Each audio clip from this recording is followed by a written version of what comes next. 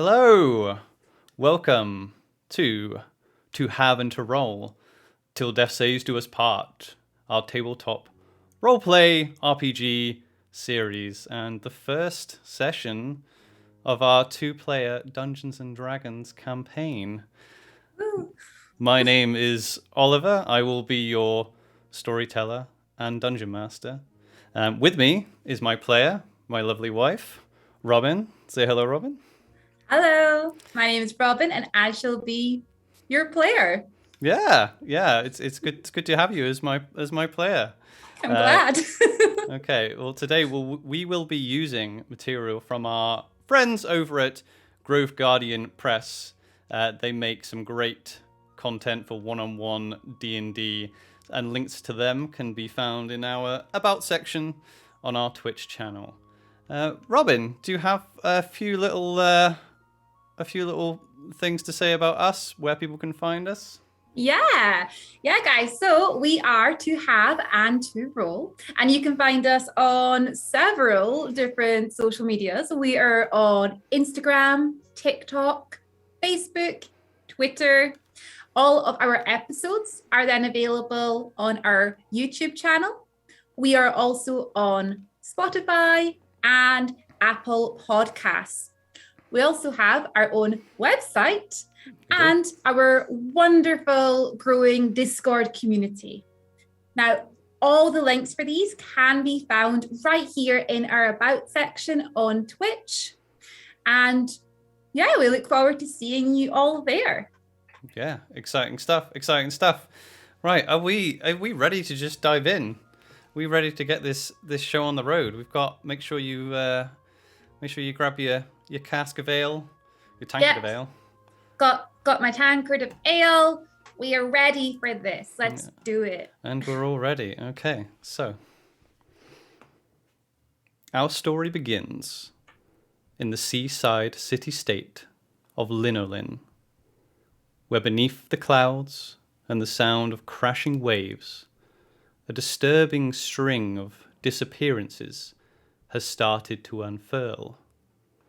People have gone missing from their beds, failed to return home from their everyday errands, vanished from late walks home after the fall of dusk.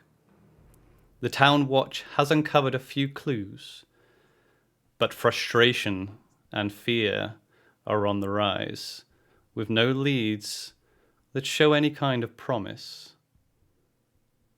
A figure travels through the water ward and towards the tavern district as the sun sets.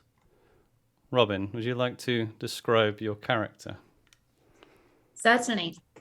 So, Annalise is my character.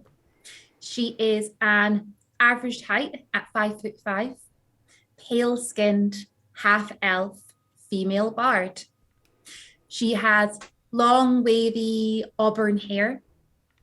She is covered in a range of different fabrics, mainly purple silks, with delicate flowers decorating her. One thing that is unique is she has this beautiful mahogany lute, which you can see strapped across her back, decorated in golden butterflies and lyrics to unfinished songs. Okay. Annalise. Dock workers join your exodus, seeking food and warmth after the day's work. Spring is late. The cold sea air bites at your cheeks. Lantern light shines from the mottled glass windows of the Three Sisters pub, casting a faint glow on the cobblestone streets and the two-story structure's grey exterior stones. You catch sight of Rosalind through the window, her signature red apron and curly brown hair making her easy to distinguish from the weary postures of her guests. The heavy wooden door creaks on its hinges ahead of you as a few smiling patrons step out of the tavern and into the twilight. What would you like to do, Annalise? Would you like to enter? Yes, Annalise would definitely like to push open the heavy doors, smile back at the patrons who just left, and enter. As you push your way into the tavern, you're welcomed by a sense of home and the pleasant scent from the kitchens. Rosalind is busy, but still welcomes you with a wave from the bar. The interior is, well, lovely. Squared stone support the upper floor, and the chandeliers attached. The walls, as always, are empty, besides the lighting, because the customers very frequently would knock things off the walls if anything else was hanging there. The tavern itself is busy, the usual amount that you're used to at this time of day. Workers are the primary clientele, although there are several long tables that are occupied by what seems to be entire families.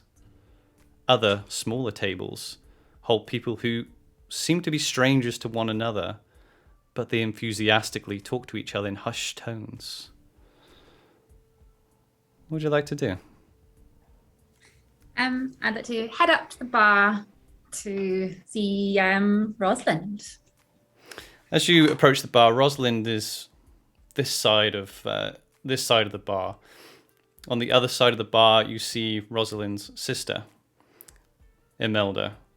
Imelda is a human woman, and she has silver-streaked hair that's pulled back in a tight braid, and she seems to be listening intently to a group of people as she slowly dries a tankard with a cloth. But as you head towards the bar, Rosalind will catch your eye with a big beaming smile. All right, my love, how are you doing today? Hello there, Rosalind. I'm doing well. How are you doing today? Oh, I'm just fine. I think we could use some of your music though. Yes, it seems a little bit gloomy. People look a little unsure today. Well, it's all them disappearances, isn't it? The disappearances. Yes. You had talked to your friend Varuk the day previous, as one of your mutual friends had gone missing. And after talking to him, you had headed to the Three Sisters pub, which is your normal haunt for your nighttime work.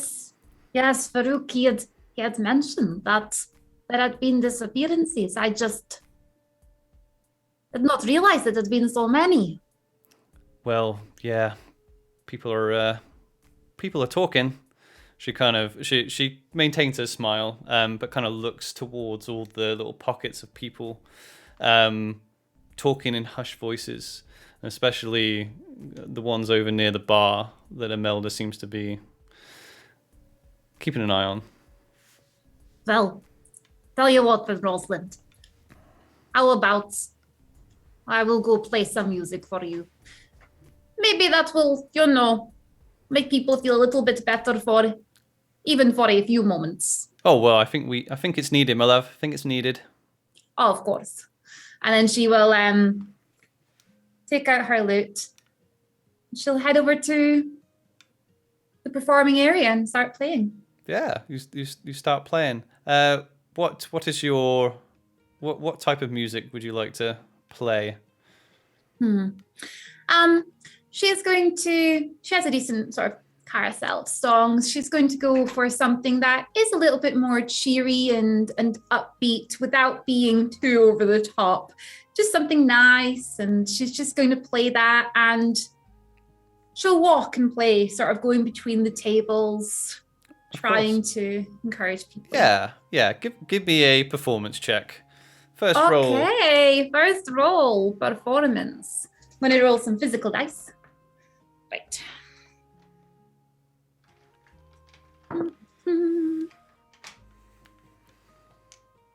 24. 24. Nice. So, like I said, this is your normal haunt. This is where you come most evenings to perform. People are always used to seeing you, and even walking in, you are a fixture in this tavern, and you start to play. You know, you know what the regulars like, and you know the songs that they enjoy. And as you make your rounds, you get the usual. Even though people are, in their worried conversations, they do still look up at you and smile at the songs that you play as you walk between all the patrons. You also get 38 silver pieces passed to you as you start playing.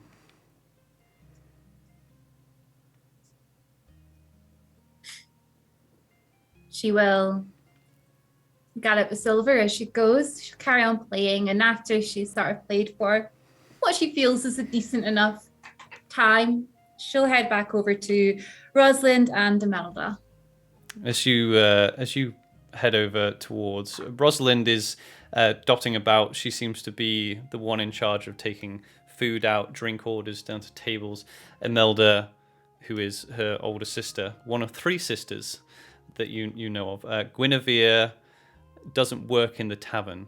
She works in the workroom downstairs. But as you approach the bar, Imelda's still just earwigging on the gentlemen. They seem to be, they seem to be farmers from the conversation they're having. As you get closer, you do hear, it's unreasonable whether this winter hasn't released her claws.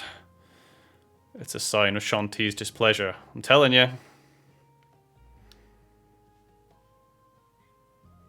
Annalise will head over. She'll kind of like sort of appear from behind the farmers and just like snuggle up between them and be like, what do you mean? What do you think's happening? Do you think something is causing the... Oh, I'm sorry. Hello. Oh, it's quite all right, Annalise. It's what's causing it? Well, it's some evil, I think. Ooh, evil. Yeah. I've seen strange shapes above the clouds. Winter's lasted way too long, isn't it? It is rather cold. It's usually a little bit warmer by now. Yeah. I did not think about your poor crops. Yeah, the gods are displeased, I reckon. Don't you think, Mike? Mm-hmm. So how do you please a god? Well, I don't know. Sacrifice? Oh. Okay, well, we could circle back round to that one. But what strange shapes did you see? It was like a big bird. Must have been 100-foot wingspan. But who knows? Really big. Who knows what it could have been? The clouds barely part these days. Is Imelda listening into this? Imelda is just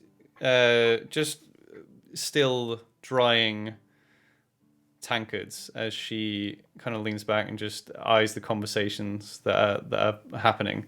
As you start talking to these two gentlemen, her attention kind of shifts away from them and onto some other people dotted about.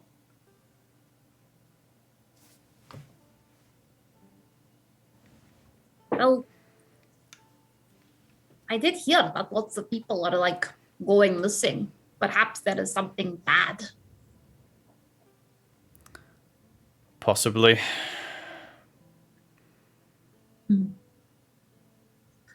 Well, if there's anything I could do to help, just let me know.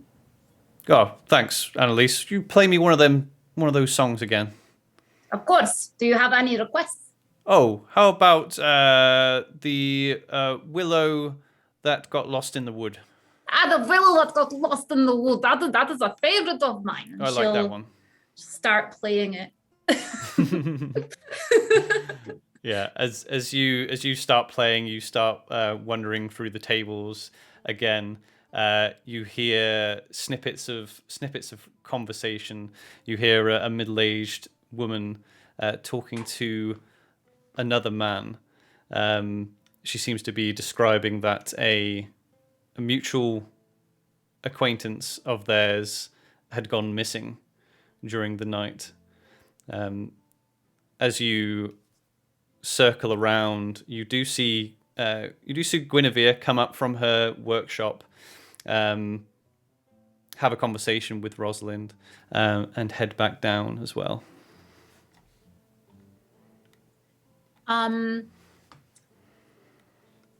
Annalise will carry on playing, sort of listening in as she's going, and she'll clock that the couple that she saw, that she overheard, with the intention of going back to speak to them once she's finished playing. But she'll have a little listen in just in case she can hear any other, conversations as she goes. Do a perception check. Of course. Perception is a 2. I rolled an 18, so that's a dirty 20. Okay. Yeah. You people are looking up from their conversations and enjoying your. As soon as you get close, it's kind of difficult because they are enjoying your music, and they do smile at you. Not everyone is completely miserable, but there is definitely there's definitely tension. There's definitely tension in the bar, and people are obviously coming here for escapism as well. So there are a few rowdy people. You do overhear a bit more of the conversation, just things like, "Oh, it's true, gone without a trace. Yep, Eleanor just gone, vanished."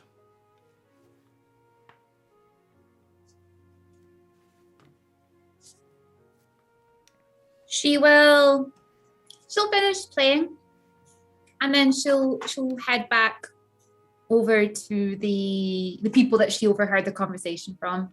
Okay, as you have been performing and listening to conversation, the night wears on inside the Three Sisters pub. The voices, they grow more hushed, and shoulders hunch over to their closely held drinks. Beyond the tavern walls, the opposite occurs. A heavy fog starts rolling over the streets, clinging to the shadowy corners between the buildings. Howling winds rattle the windows and screech past the peaks of the tavern roof. The wind stops, and for a moment, all is quiet, until a man's scream pierces the stillness outside. "Help! Help, she's gone! They've taken her!"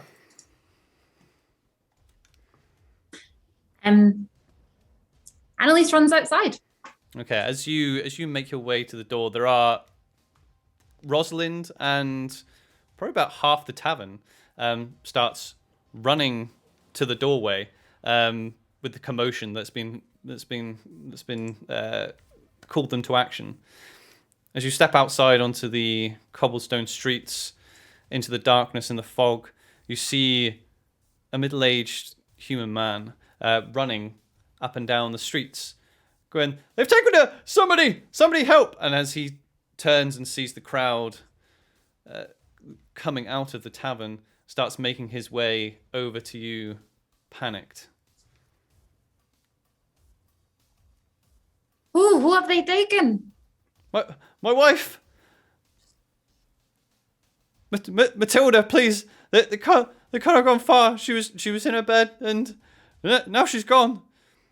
As he points to the building right next door to the tavern, you do recognize this man because he lives next to your usual place of work. His name is Quentin.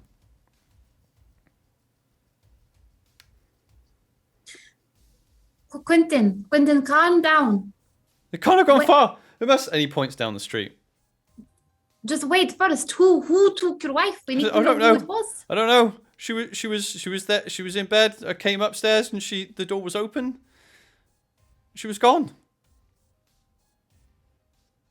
See, but you said she's gone that way. Did you see something? I don't know. She might have gone that way, or they might have gone that way. He looks up and down the street. Okay. Right. You can do a perception check for me. Yeah, I was gonna say, can I just perception? 6. 6. There's not really much to see. It's foggy and it is dark. Okay. There's lots of us here. I'm sure we can perhaps, and she kind of look around to everyone. We could split up and search the area, and she just could not have gotten far. Yeah, it's a good idea. Annalise, that's a good idea. And you see as people have already started making their way, kind of looking around. A few other patrons have gone back inside the tavern.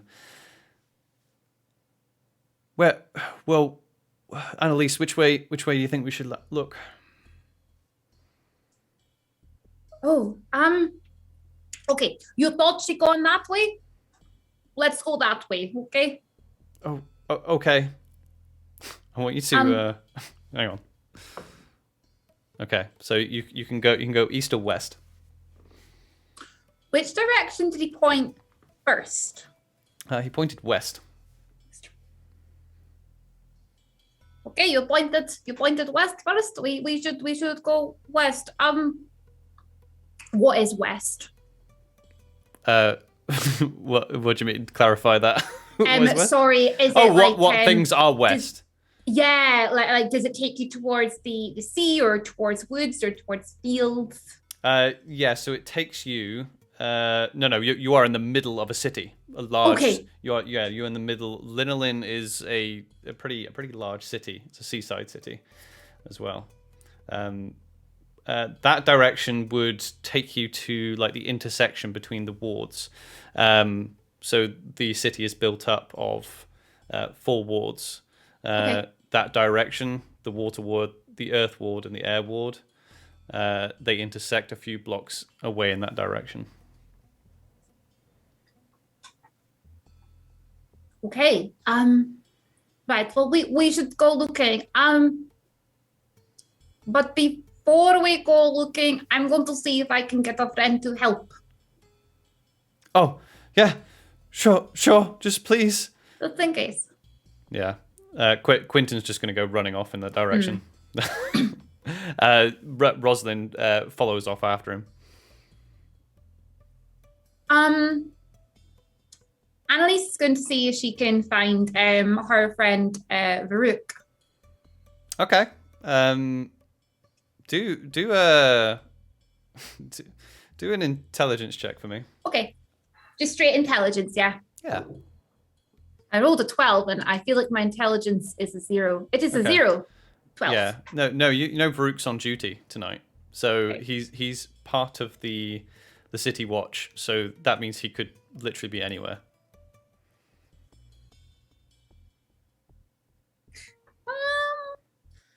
Okay.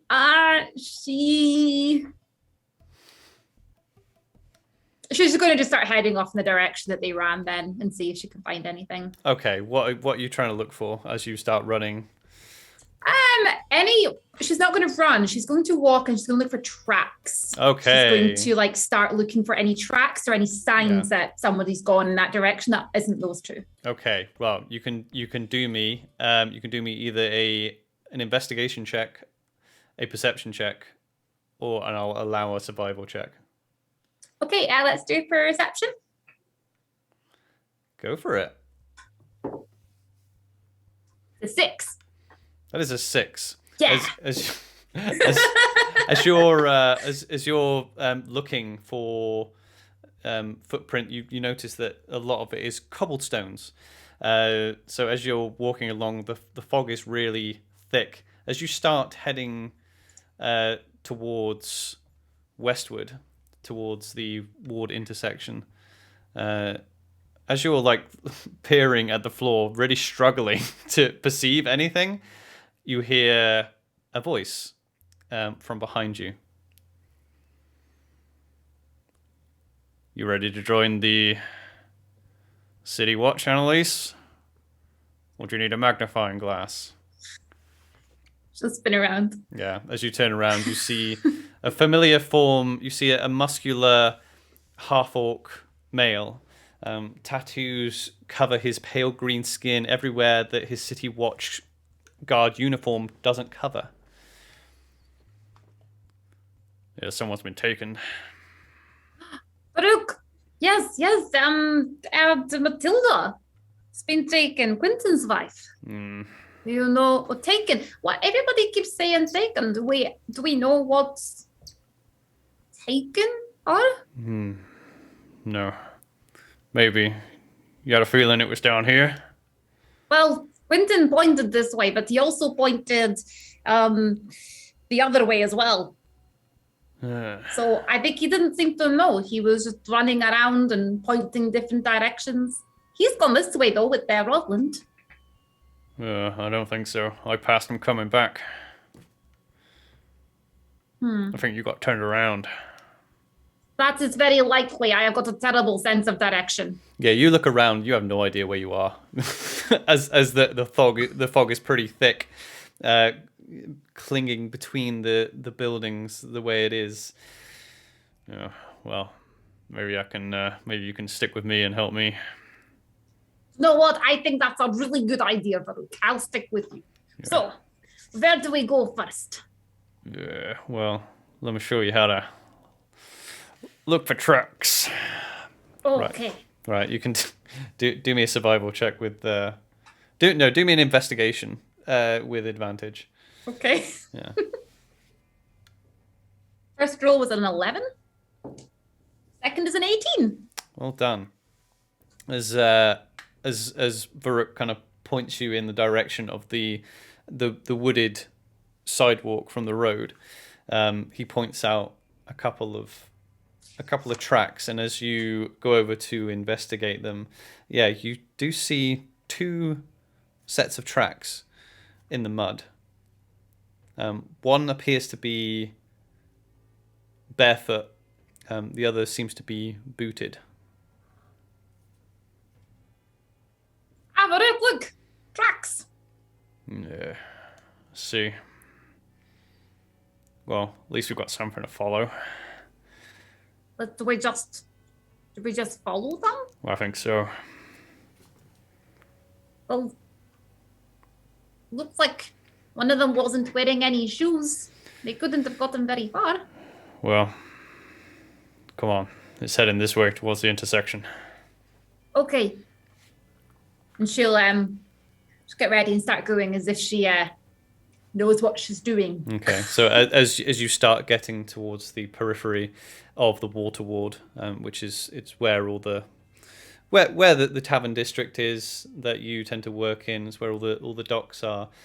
You head, and this is where it borders up to the air ward, which is it's more of a wealthier ward, and this is where the tracks stop.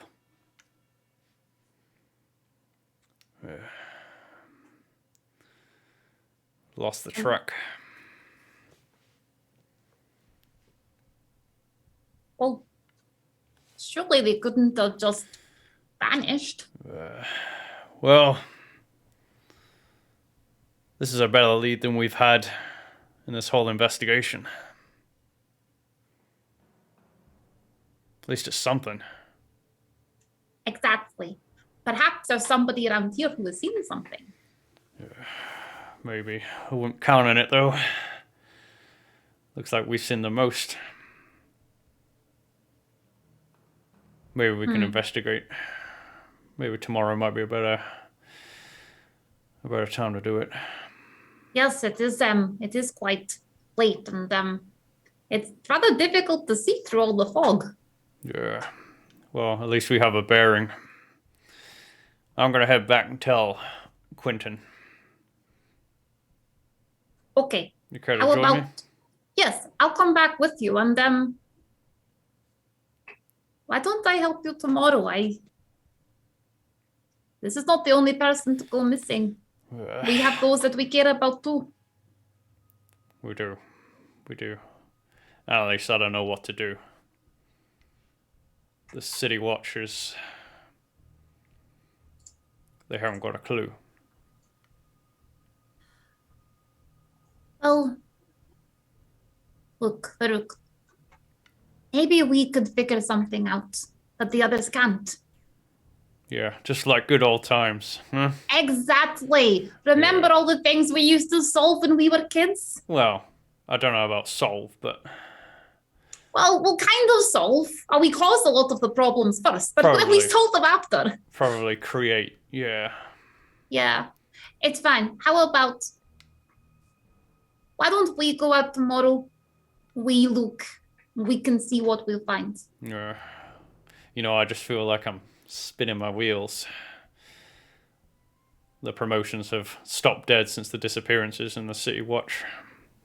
And the Royal Guard, they don't want to do anything about it yet. We have no evidence. What can they do? You can't rely on the military until you have evidence.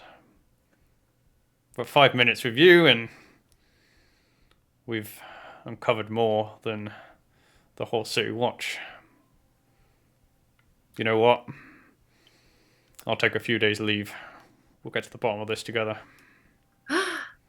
Yes, we will. Like you said, they don't have any leads. They don't know where to go with this. And I know that you're part of the watch, but they don't all think like you. They don't all care as much as you care. Well, there's been problems in the City Watch. We had three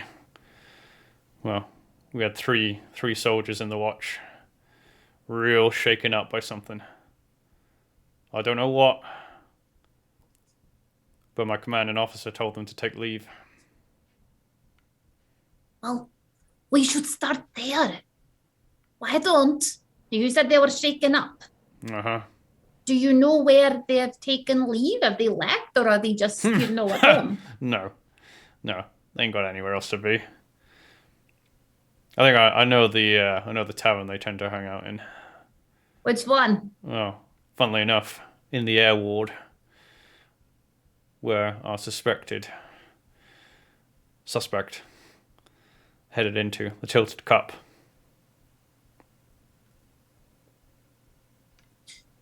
Well, why don't we head there first? Tomorrow we go in there, we see if we can see them. I think that's a good idea. We could, if they were a bit shaken up and they weren't really up for talking, I could, go in, play some lovely music, get them to, say a couple of things. I've got you good. And then with your proper, investigative brain, you can put that together into something. He kind of picks his teeth a little bit, thinking, yeah, maybe I could. Yeah. Well, let's head back, get some drinks. That sounds like a good idea. So start heading back with them. Yeah. You guys head back. You inform Quentin of what you found. Unfortunately, the pattern of the disappearances has been without a trace, and you and Varuk did at least find a trace. Luckily, Varuk does take leave for a while to help you with the investigation. So the following day, if you wanted to head out the following day, the Tilted Cup, is situated in the air ward. So you can head up there if you so wish. Yeah, she'll meet Quentin. She'll meet Varuk and be like, okay, so off to the Tilted Cup. You ready to go? Let's do this. You see Varuk is now out of his guard uniform, but he's still armored. He's got his chainmail on. He has a shield with him though this time, and his longsword. Still looks very like he can handle himself, but just not in his usual liveries. Very much off-duty style Varuk. But you guys look like you're ready for a fight. Always ready. You know me. Always ready. Yeah. She'll do like a little punch onto his muscly arm. Yeah, it's like hitting a brick wall. Yeah. Uh-huh. I never learn. Okay. Well, that's what I count on, Annalise. So, as you guys walk up to the air ward, Baruch will inform you that these soldiers are most likely going to be found found drinking pretty early in the morning. Kind of like 8-9 o'clock. As you head up, it's still pretty dark and it's still pretty misty, foggy. This is what the weather has been like for some time. It's very rarely do you see the sun burst through the clouds. As you head up to the air ward sits on a higher elevation than the water ward and the earth ward. It's like on a cliffside, if you like, and separated by the lower wards by a stone wall.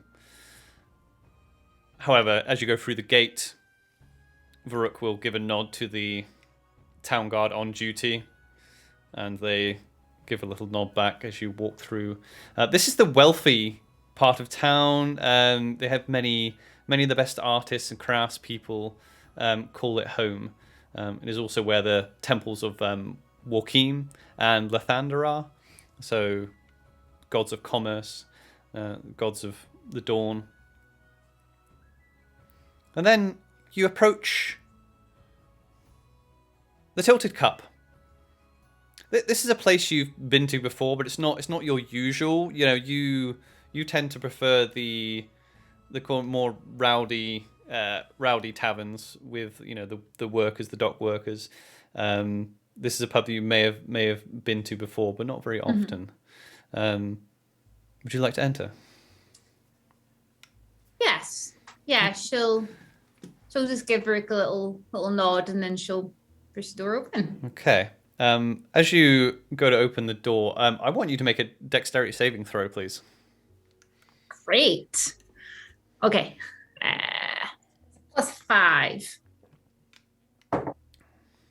Rolled an 11, so that's a 16. 16. As you open the door to head into the Tilted Cup, someone is walking outside as you try to go in, and you almost walk headlong into this person. You take a couple of steps back, and you see a rather handsome nobleman with dark hair and pale skin. He's wearing a fine blue coat and really noticeably polished black boots. Oh, I'm terribly sorry, my dear. Oh no! It was me. I just don't No. look where I'm going. No. Sometimes it was me. I'm sorry. Not at all. It's you have to be careful though, don't you? Keep your wits about you. Of course, my wits are always with me. Yes, strange things occurring in the city. But what? Still like in the doorway here. Wait, what strange things? Oh, well, I hear there are disappearances. I heard that as well. Are you new in the city? Well, to this part, yes. Oh. I feel like I would have remembered you if I'd seen you before. Oh. Have you, do you know any of the people who have gone missing? Well, luckily, no. No one that I know or care for have been affected by this. Oh. Okay. Well, that is good then. Yes, it is. Anyway, have a good day. You too. It was nice to meet you. And he goes walking away from you. The open door, as you can see in the open door, you can see the interior of the tilted cup. Are you going to enter? Yeah, she's going to enter. She'll just turn to Baruch and just be like, is it just me, or was that man a little bit strange? Ah, frickin' noble, isn't he? Oh, of course. I think I recognize him. Huh. I don't know. Well, They all wear their fancy clothes. A lot of them travel in and out. that would make sense. Yeah. Okay. Mm-hmm. Well, what's that inside? As you head inside, the Tilted Cup it's a pretty spotless tavern, and it's laid out in a pretty sensible fashion. You can see kegs behind the bar that show they have a good selection of ales. It's quiet in here. The bartender is just drying tankards with a cloth while he watches 3 individuals at a table at the other side of the common room.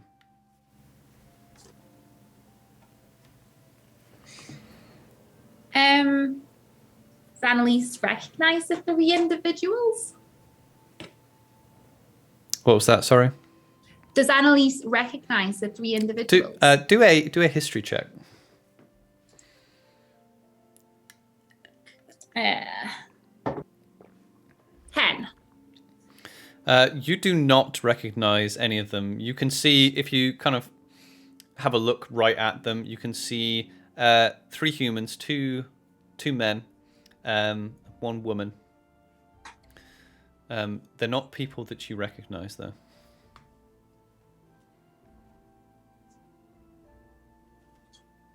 So, Varuk, do you see the guards here anywhere? Well, I think that'll be them.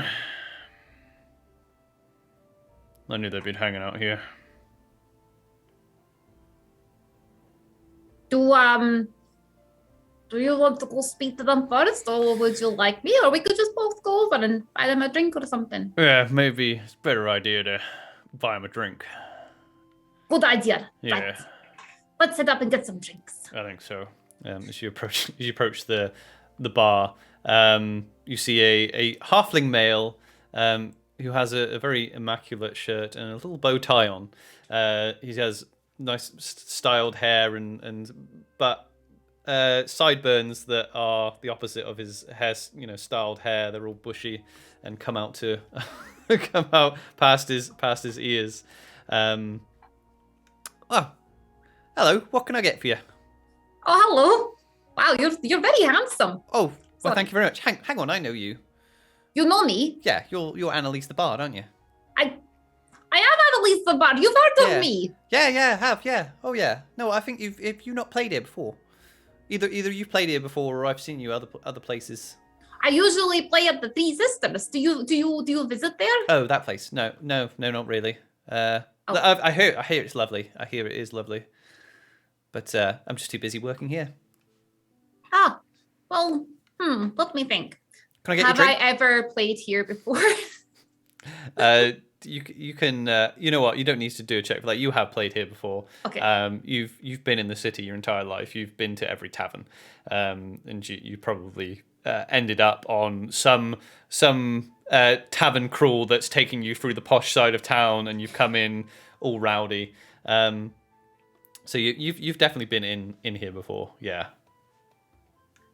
Actually, yes, I think I did play here at one point a while ago. Good memory on you. Well, got to remember faces, haven't I? So I know who to bar. And you've not barred me. I must have behaved very well then. Good. Well, no, he looks at a few drawings of people on the back wall. No, you're not there. Oh, good. Well, yes, we would. Myself and my wonderful friend Farukia would like to grab some drinks and Oh, what can I get you? We specialise in craft ales. Perfect. The 2 gentlemen and the lady over there. What are they drinking? Oh, I think what are they drinking? Well, I think they're drinking.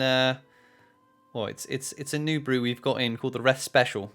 It's a pale ale, and it comes in a tankard twice the size of a normal tankard. The Reth Special. The Reth Special. That sounds wonderful. Farouk, would you like a Reth Special? I don't know if I wanna. You know what? Fuck it. Yeah. Could we get 1, 2, 3, 4? Could we get 5 red specials, please. Yeah, of course. What that'll be? 4 silver. You hear like an exhale from Varuk. It's okay. I got this. And she'll pass him 5 silver. As he starts pouring these tankards, which are huge, by the way. He starts handing over these 5 tankards. It's like those 3 over there. There's just be careful. They're a little bit jumpy. I heard they're a little jumpy. Do you know why they are jumpy? Oh, they were talking about they had some sort of encounter. Ooh, what kind of encounter? Oh, I don't know. It's kind of ghost story stuff. Oh. Yeah, they're still a little bit on edge, like I say. So I've been keeping an eye on them. While filling them with red specials. Well, if they're here, then they can't go out and cause trouble or get themselves hurt, can they? And they're safe here, so. That sounds like a good. That sounds good. Also, I got to keep the lanterns on, haven't I? Exactly. Yeah. You haven't heard about any of these disappearances, have you? Oh, I've heard of them. I don't know anything about them. Fair enough. Well, thank you. She'll kind of just like wait for the ales. Does she believe that he doesn't know anything about them? Do an insight check. Insight is a 2. Rolled a 12. It's 14. Yeah, he seems to be pretty on the level with that. Yeah. He doesn't seem to be hiding anything, from what you can tell. Awesome. She'll just wait for him to pour the drinks. Okay. Yeah, he pours the drinks and hands them off to you. There you go. 5 ref specials. Thank you. And she'll take 2 and she'll look over to Varuk. I got him. Hang on. Thank you. He'll pick up the 3. Okay, let's head over. Okay, so yeah, you guys head over to the table on the other side of the common room, with the 3. You can see that there's not really much conversation going on. One of them is just staring into his tankard, like this. The other man looks pretty like wide-eyed, just kind of looking out the window. The woman kind of looks up at you as you approach. Oh, hello. Hello there. Mind if we join you for a moment? For as you say, mind if we join you? Varuk just puts the 3 tankards down in the middle of the table. Yeah, sure, yeah. Some chairs over here, and it's okay. I can get them. Oh, she'll okay. drag 2 chairs over. As you drag the chairs over, it's like, so what can we do for you? Well, my name is Annalise. I think you already know Varuk. Oh yeah, you're under Bryn's command, aren't you? Mm-hmm. Yep. That's right. Yes, we're just currently out we're looking for some people, and well, I'll just cut to it. We heard that you that the 3 of you had gone through something not too great recently. Yeah. We wondered if we could ask you about that. Yeah, no shit. Well, so we were off duty. Oh, okay. Yeah. Yeah, take notes, exactly. Because nobody's believing us. So we were off duty, having a drink in the water ward. This was like 2 days ago, when we heard some strange noises coming from the catacombs. The catacombs? Yeah, the catacombs beneath, well, not everyone knows about them, but they're tunnels beneath Io Keep. Oh, yes. Okay, yes. Well, they're closed off anyway, so, there shouldn't be anyone down there. Certainly not late at night, as it was. It was at night. Did I mention that? Yeah. So Yes. I told these two that we should go check it out. When we got there, the gate was... Wait for it. The gate was unlocked. Which is a bad sign. The guy with the wide eyes kind of goes, it gets worse. What is the unlocked gate? Okay, go Well, for it. we followed the noise best we could. And then we got turned around a few times. It's like a maze down there. Then we were attacked. Attacked by what? A shadow. By what? It came at us and shattered our lantern. Really put the shits up us. The wide-eyed gentleman would be like, we barely made it out alive. It's like it was sucking the life out of us. Sucking the life out of you? Yeah. What did it look like? Well, shadow. It all happened so fast. Yeah, really did a number on us. The third man will, who's been looking at his tanker the whole time, will be like, we'll just pipe up at this point. Like, I can't sleep. I have waking nightmares. Visions of ghosts watching me. I hear bats screeching and ravens croaking. Yeah, see, I told you. Really put the shits up us. Okay. So this was 2 days ago, right? Yeah. Oh, shit, you don't believe us, do you? No, I do, and she'll really gently like put her hand on the woman's arm. No, look, I believe you. We would not have come and asked you these questions if we didn't think you had something that was useful. Oh, well, thanks.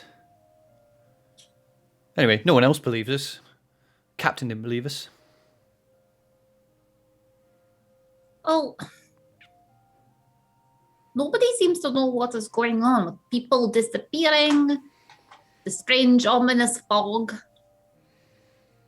Not to mention the fact that it's bloody freezing. I mean, There's obviously something going on. Well, you three enjoy your drinks. Annalise, I think we've taken enough of these three's time. Oh, okay. That's fair enough. Yes, we'll see you around, maybe? Yeah, thanks. See you around. Okay, sleep well. The The two men, one wide eye still staring out the window, the other just looking at his into his drink. As you guys, as Varuk will like herd you over to the exit of the tavern. I don't think we're gonna get any more out of them. I mean, it could be a load of shit. Do they seriously think that ghosts have come to attack them? They said they were at the tavern. They were probably completely pissed. Well, maybe. It's maybe not enough to go off. I don't really want to be poking around in catacombs. But if that's where they saw something, maybe there's something there. Yeah, maybe. Maybe we can see if we can get some more stories. Okay. There's not really much to find in the air ward. Maybe we best get back to the Three Sisters. Yes, that sounds good. We go back to the Three Sisters and we can have a little listen around. Maybe someone else has had something at the catacombs. And if they have, we could just have a lovely little walk down there. Yeah. You okay? So where do you want to head? Do you want to head to the Three Sisters? It's still, still afternoon time.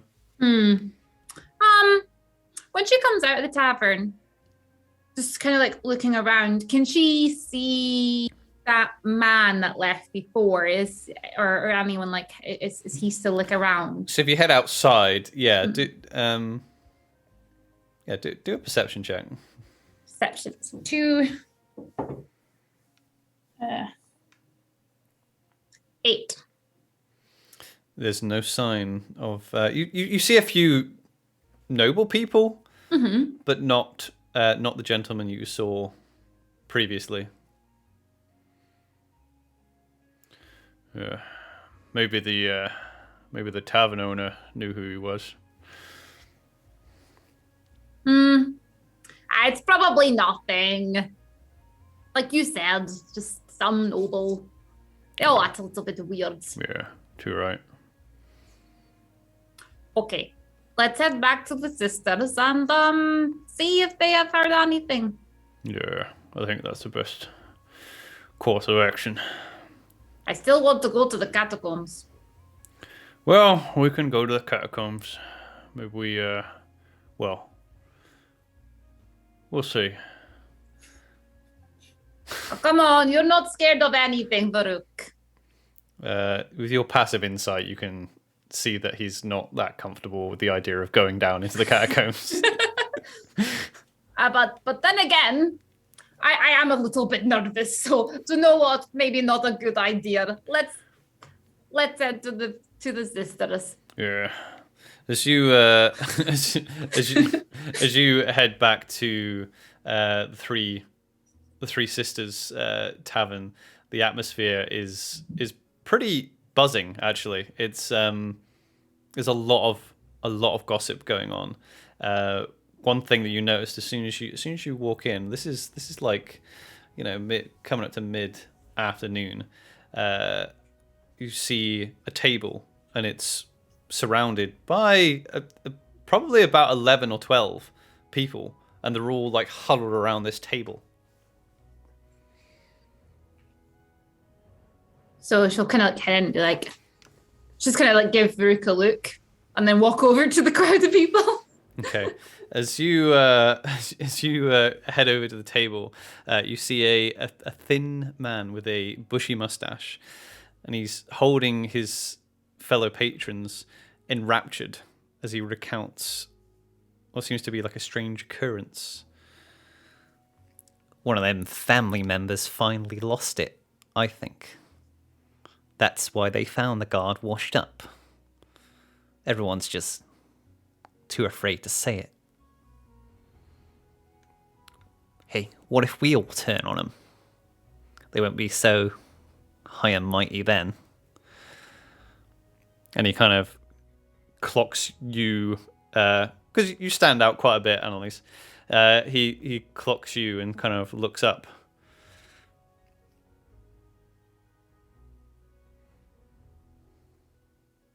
Oh, hello. Hello. What are we turning on? He kind of he looks over to Farouk, who's still by the door. Well, I'm not saying we turn on the guard, but I was just saying hypothetically, you know? Hypothetically. Come on, you must be getting pissed off with all these disappearances. So, They haven't got a clue what they're doing. what do you think they should do? Well, solve the problem.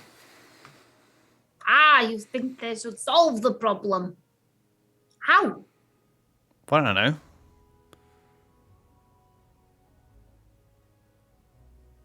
You don't know about the body, do you? She doesn't even know. She doesn't even know about the body. What body? The body. It washed up the sewer entrances just this morning. We've only just come back. What? Whose body was it? It's one of the guards, wasn't it? Hell if I know who it is. But it had a guard's uniform on it. There's a reason why no one knows who it is. And he kind of gestures for you to lean closer with all the others, just so Varuk can't hear. She'll lean in closer. The body suffered grievous wounds. They're still trying to work out who the deceased is. They say it's like the body had all its blood taken from it. It's just twisted luck that it ended up at the sewer entrances. How do you know about this if they're not telling anyone and covering it up? How did you find out? The hell are you talking about? We're telling everyone. Who's telling everyone? I am. Did you But see how that? do you know there's a body there? Did you find the body? Yeah, I heard this morning. I didn't find it. It's still over there. It's still there. Yeah.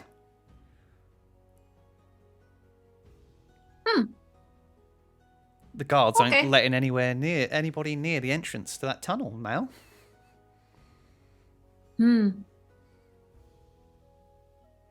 Okay. Well, perhaps I can go and find out. You do that. She'll kind of like stand up and she'll kind of turn around and walk over straight to Varuk. Varuk's just been kind of stood by the door, just arms crossed, kind of getting a read on. You can maybe tell that he got a read that they were gossiping about town guard stuff. You know, that sometimes the public talk. Hey Varuk, the town gossips seem to have heard something. Yeah, body. These people over here are talking about it too. Kind of gestures over to the whole place is buzzing with the gossip. Do you want to well, they said it's got a guard uniform. It might be a friend of yours. Do you want to find out? Yeah. Well, did they say what was the cause of death? They said that it had grievous wounds and that all the blood had been gone from inside the body, like it just been gone. Interesting. It's kind of weird, right? Well, there was this. Come over here, and he kind of gestures you out of earshot of everyone. Yeah. And he'll take you back outside the tavern if you'll let him. Yeah. So there was this new arrival in the city. She had experienced something similar. Disappearances, stories of people getting mutilated, blood taken. She arrived in Linolin and came and told the town guards. What could we do? Luke, seriously? Well, someone came and told you all these stories? Well, people tell us a lot of stories, Annalise. We can't just go around helping everyone. Anyway, her home is in the Frostmoor Mountains. It's way out of our jurisdiction. I'm a city guard. I deal with the city. How long ago did she come with this? A few months ago.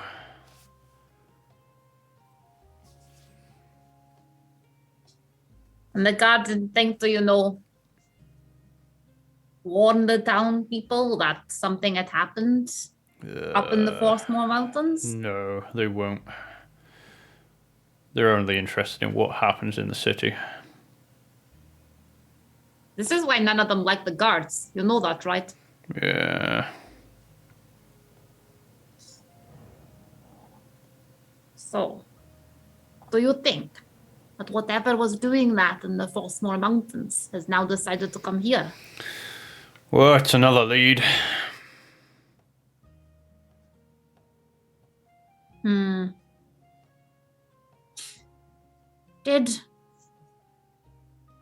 this person who came, did she say where people had been getting taken to? Had they found this out? Well, we'd have to go speak to her, I guess.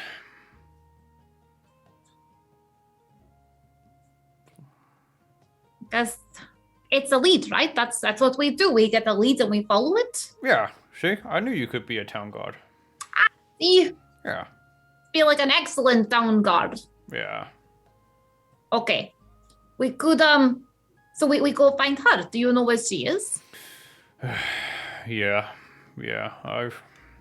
I should have spoken to her earlier, as soon as this all started, but Yeah, no shit.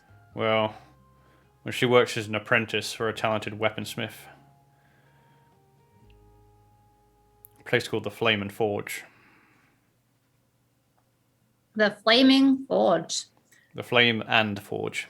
The Flame and Forge. Sorry, Varuk. It's fine.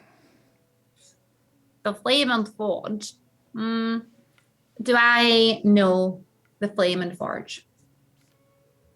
It's not. Forges aren't. Okay, you tell you what. Do me a history check. Forges aren't your places of choice to be. 16. 16. No, you haven't. You haven't heard of it. Well, I guess we go ask her at the Flame and Forge. Yeah, it's in. I know where it is. It's in the Earth Ward. The Earth Ward. Yeah. I see. We're seeing all the wards today. It's lovely, right? Yeah, it's we like are. a lovely trip. It's fantastic. Great. Okay, let's go there. I could do with the, walking off the red special. Like, what was that? Who thought of putting that much ale in like one tankard? Some hard bastard, I bet. Definitely some hard bastard. Oh, yeah. Gosh. Mm-hmm. We should head there anyway. Let's head and find her. What was her name? I have no idea. Ah. Oh, okay. I can't remember. I'm sorry. Oh, that's okay. I've already forgotten like a lot of names today. Let's head there. Okay. So you guys leave where you are in the water ward. You head into now the. It'll take you a good like half an hour to walk across town. As at this point in the afternoon, it's say around about like 3 p.m. But it's already getting very dark. It's like winter solstice style days currently. It's getting dark very quickly and unusually so as well. But you're heading through the Earth Ward. It's well enough lit. The Earth Ward is the largest in the city. Here you can see numerous residential districts interspersed with markets, taverns, shops. The Flame and Forge is tucked away right on the outskirts of the ward.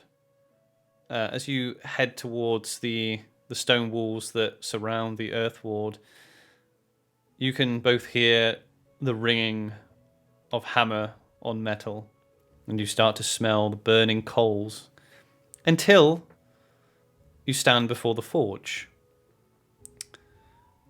This is a pretty secluded part of the Earth Ward now. You suspect that the workshops like this keep to the outside. These types of weaponsmiths will create things for the city watch, and the armies as well. So they're not selling their wares to the general public. They keep out of the way to keep down the noise pollution. Mm-hmm.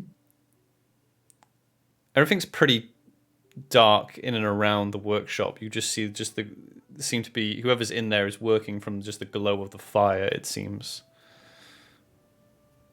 Would you like to enter?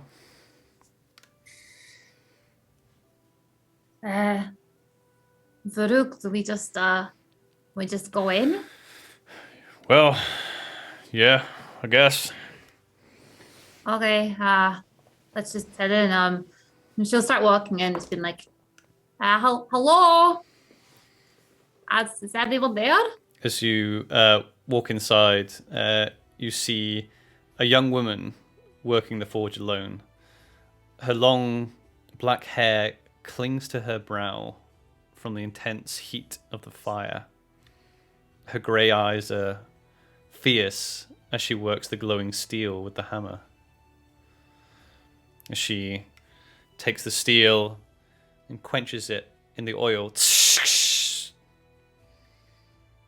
and then puts the blade aside and stands up and looks at you expectantly. Oh, hello, hi. Hello. Hi. My name is Annalise, and this is my friend here, Farouk. Hello. What can I do for you? Well, I was wondering. Well, Farouk here said that a few months ago you came here and told people about all the disappearances, and no one listened, and now lots of people are disappearing. It is true. I told them.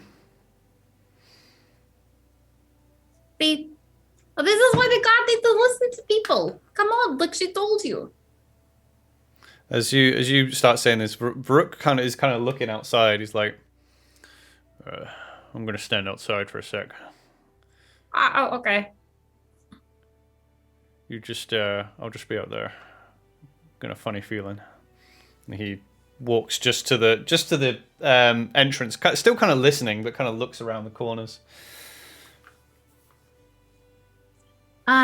Yes, I'm sorry. What can I call you? Kalina.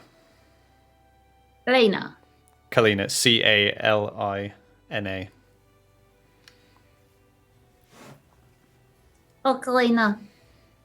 Like I said, with all the people going missing, I just wondered, perhaps maybe you knew something that could help.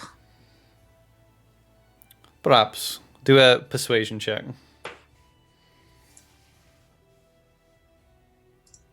Okay, +7. Here we go. I rolled a 19. So 19, well done. 26. Yeah, 26. She kind of looks around and she takes a towel that's hanging off and starts kind of wiping her brow a bit. My home in Frostmoor Mountains. We saw similar disappearances. My two younger brothers and my mother disappeared. And my father died trying to find them.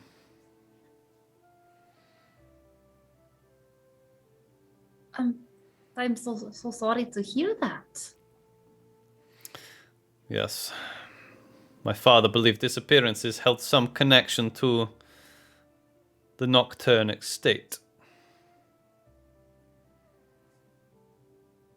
The Nocturne state? Nocturne estate.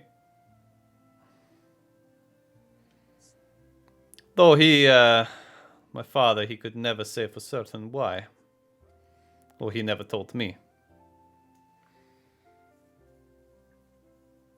Did your father, before he died, is that where he was? Where did he go to look for them?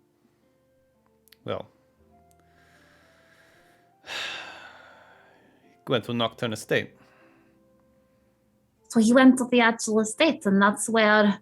I do not know, but I do know that Nocturne estate is where Lord Nasak lives.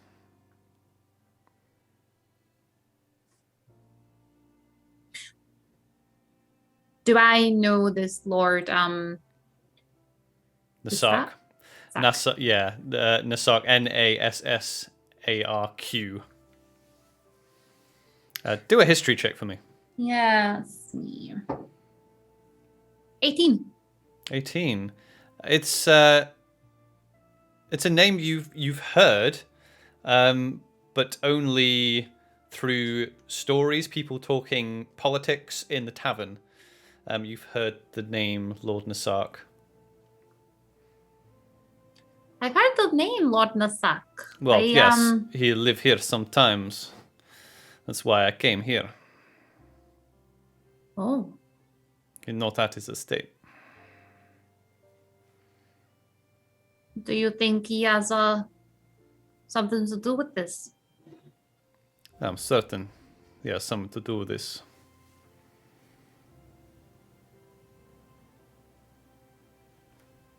Have you been... Forgive me, but have you been investigating him yourself? Yes.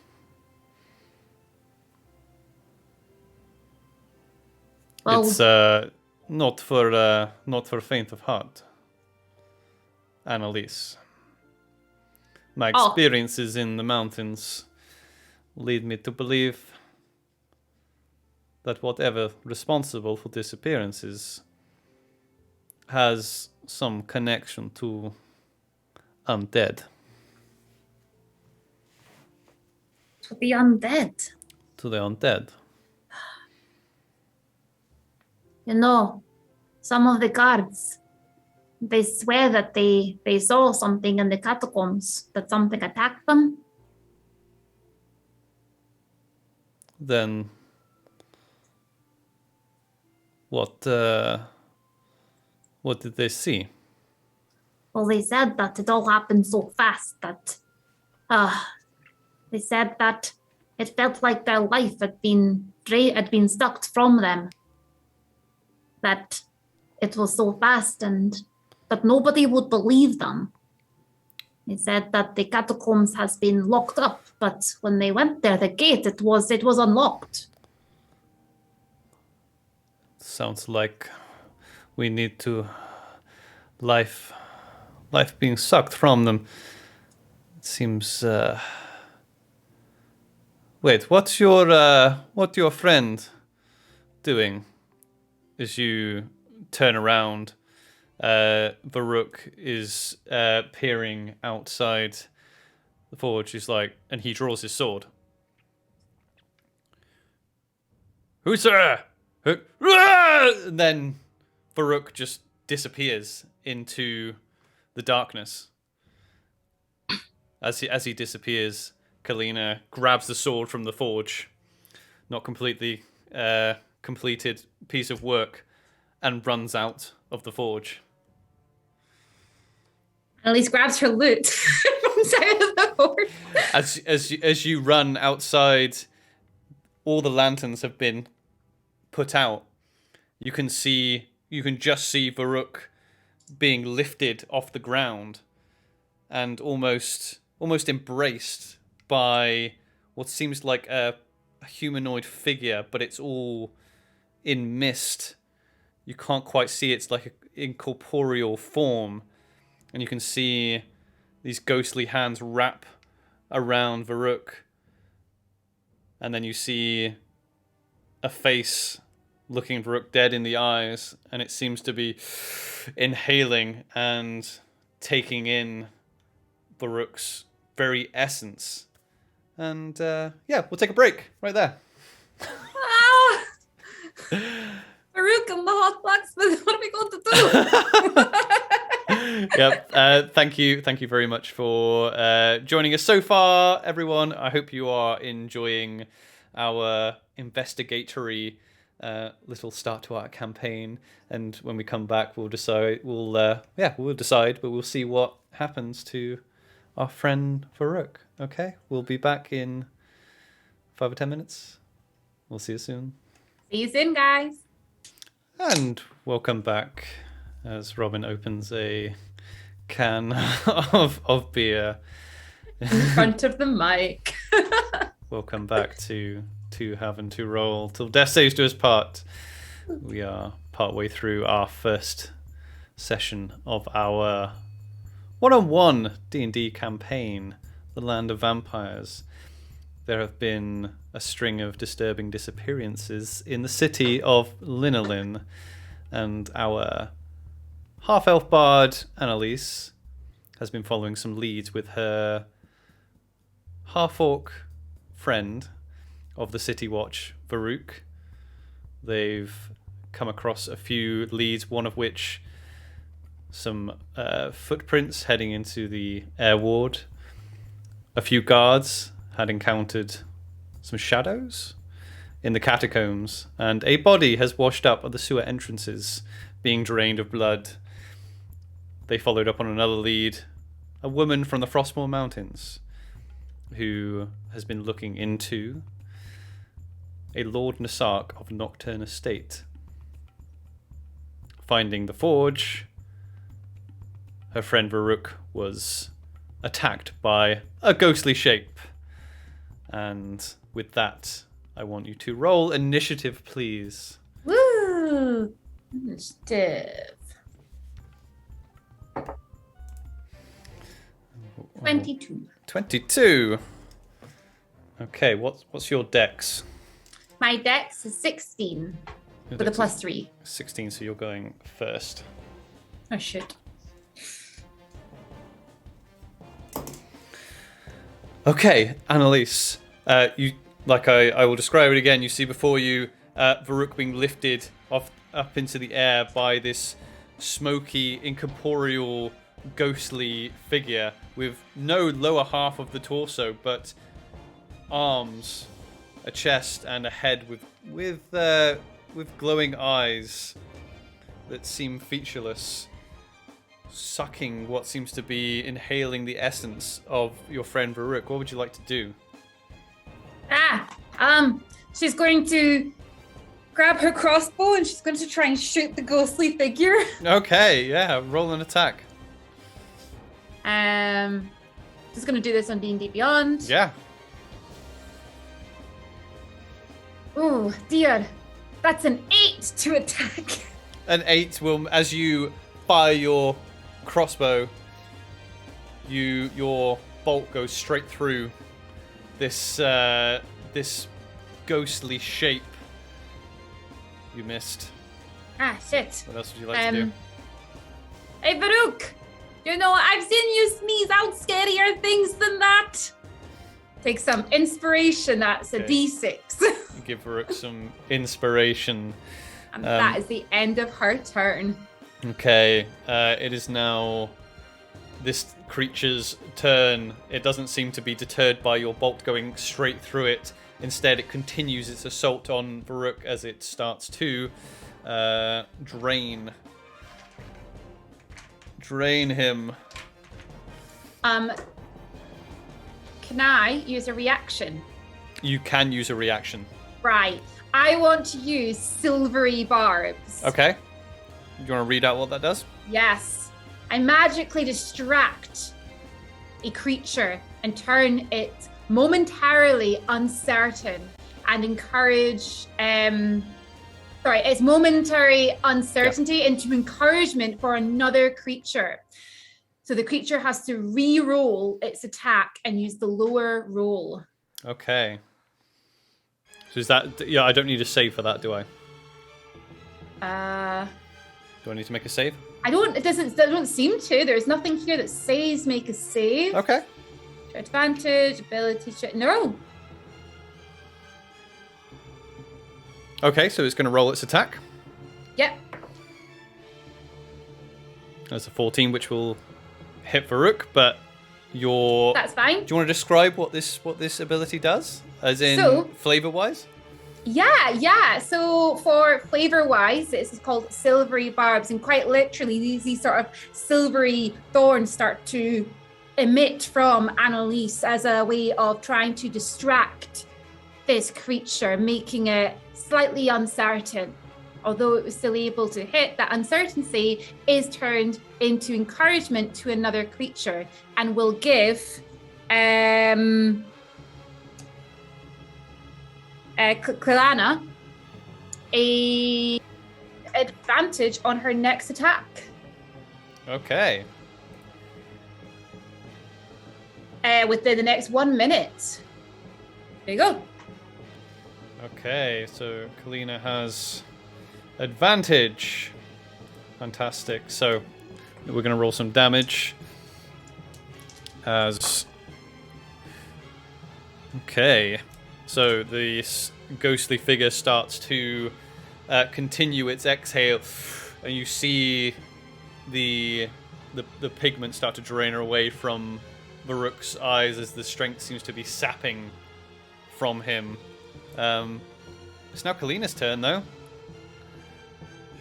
She is going to run at this thing with her sword and try to swipe at it. It is hovering about 5 foot from the air, so she is able to give a good swipe at it. She rolled a okay. She rolled a 7 with her short sword. A 9, 10. Well, it does not, unfortunately, go straight through this. Is that with advantage? Well done. Advantage. It gives a natural 20. So there you go. So we need to roll some damage. 2d6.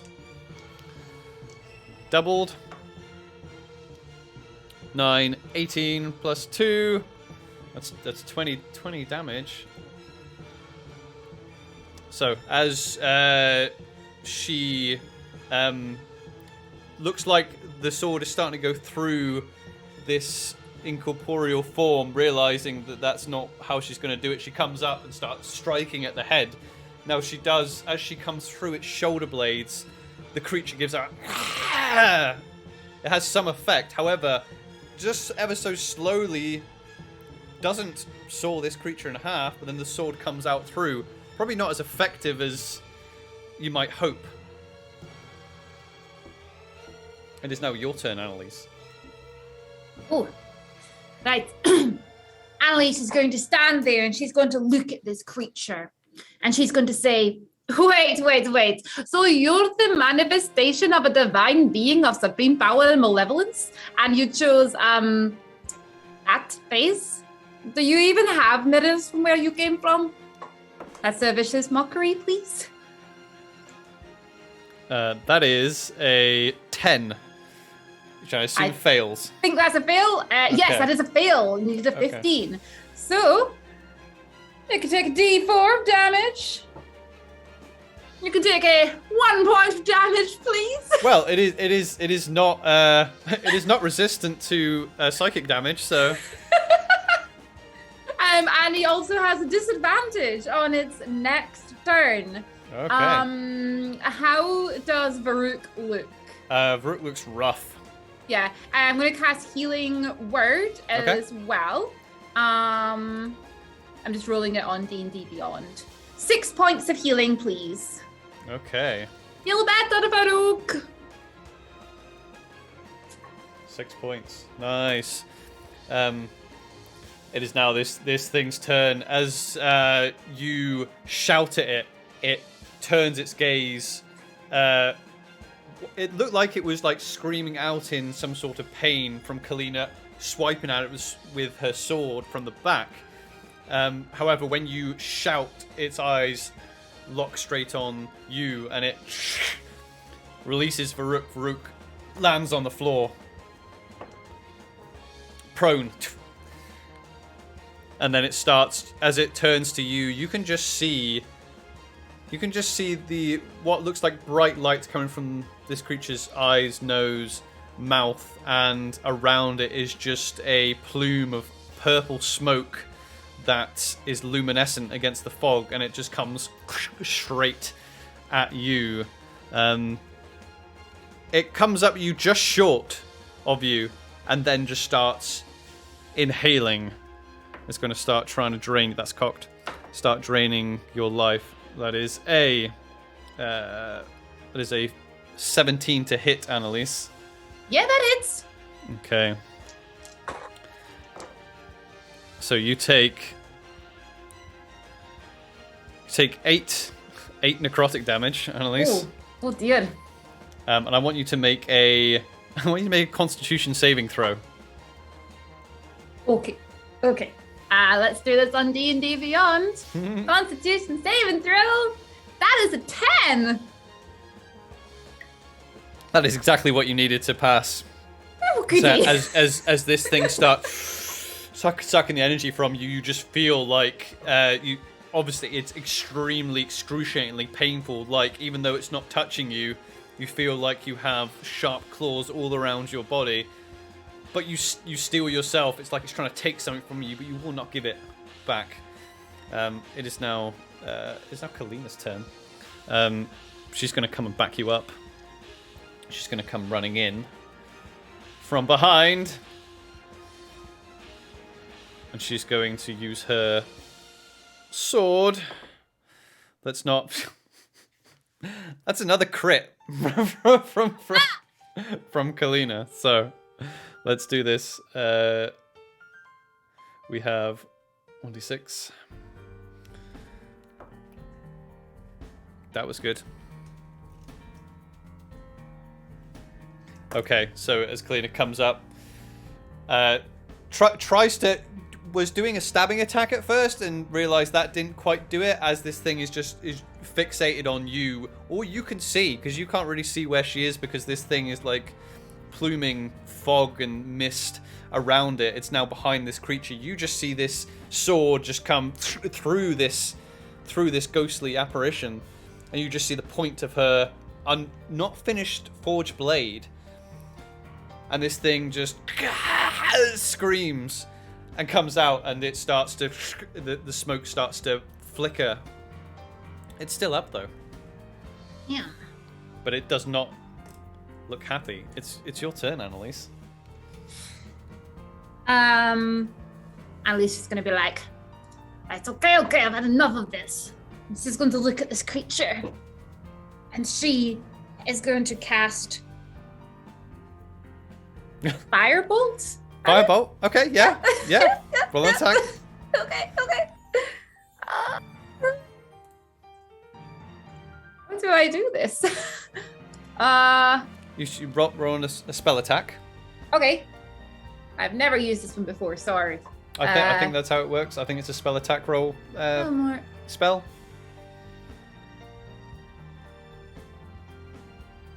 Yeah. So it should be plus 2. Roll a d20. Oh, yes, Yep. it is. Sorry, yes. Roll- Okay, that's a Yep. 13. A 13. A 13 hits. Okay, for 1 point of damage. Okay, as you fire out, how does this firebolt come from your person? She uses her lute, and she just kind of looks at this creature, and she just strums this lute. And as she does that, it almost looks like the strings of the lute start to ignite as this flame comes shooting out of her.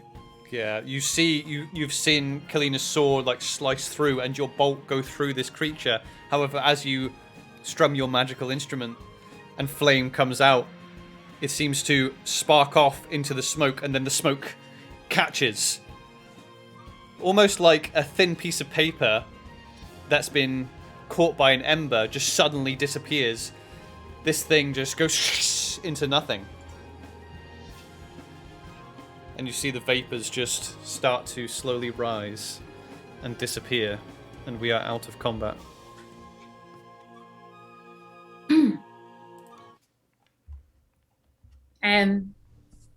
Annalise actually, she's just going to run straight over to Varuk. As you as you run over to Varuk, Varuk is looking very, very weak, and I'm okay. Are you sure? Yeah.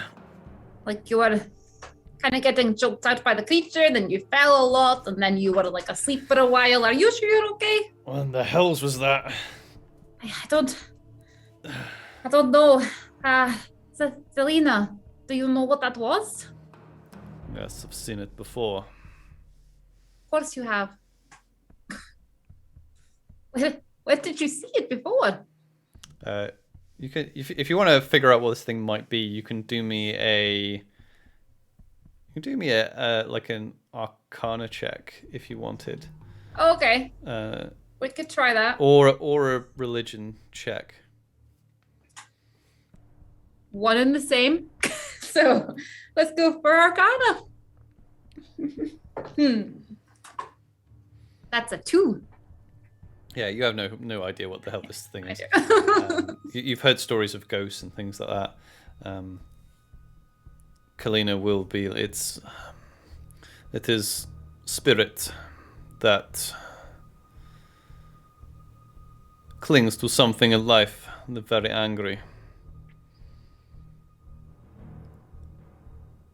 Well, it certainly looked rather angry.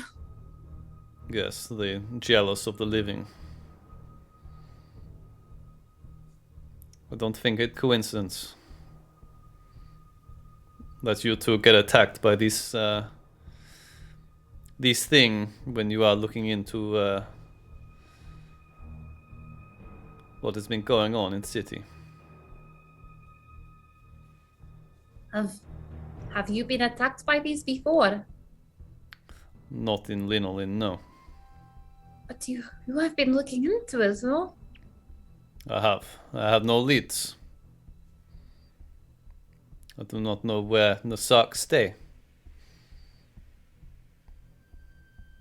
But after what you tell me, I go into Catacombs. Wait. Why don't we both go to the catacombs? You're not going without me. Farouk Are stands you up. sure you were a little uncertain before? Well, can't get much worse, can it? I think you could have died. Well, I mean, no, it cannot get much worse. Yes, it's a lovely trip. Let's go to the catacombs. as long as I don't end up with one of those things. Yes, that would not be very, very nice. I am like really hurt though. Do we want to go to the catacombs now? Yeah. Well, I mean, it's getting pretty late. Do we want to go in cover of darkness, or we go in during the day? I mean, seems to be the same no matter what around here. But the light gives us a bit of an advantage, no? Well, there's two ways I see it. It's gonna be dark as shit down there anyway. In the daytime, there'll be people milling around the catacombs, especially if there's been a dead body show up. Yes. Cover of night, less attention. It's up to you, though. I mean, why don't we rest up a little bit and gather some supplies and then head down to the catacombs together? Cover of night might be a good idea. Yeah, sure.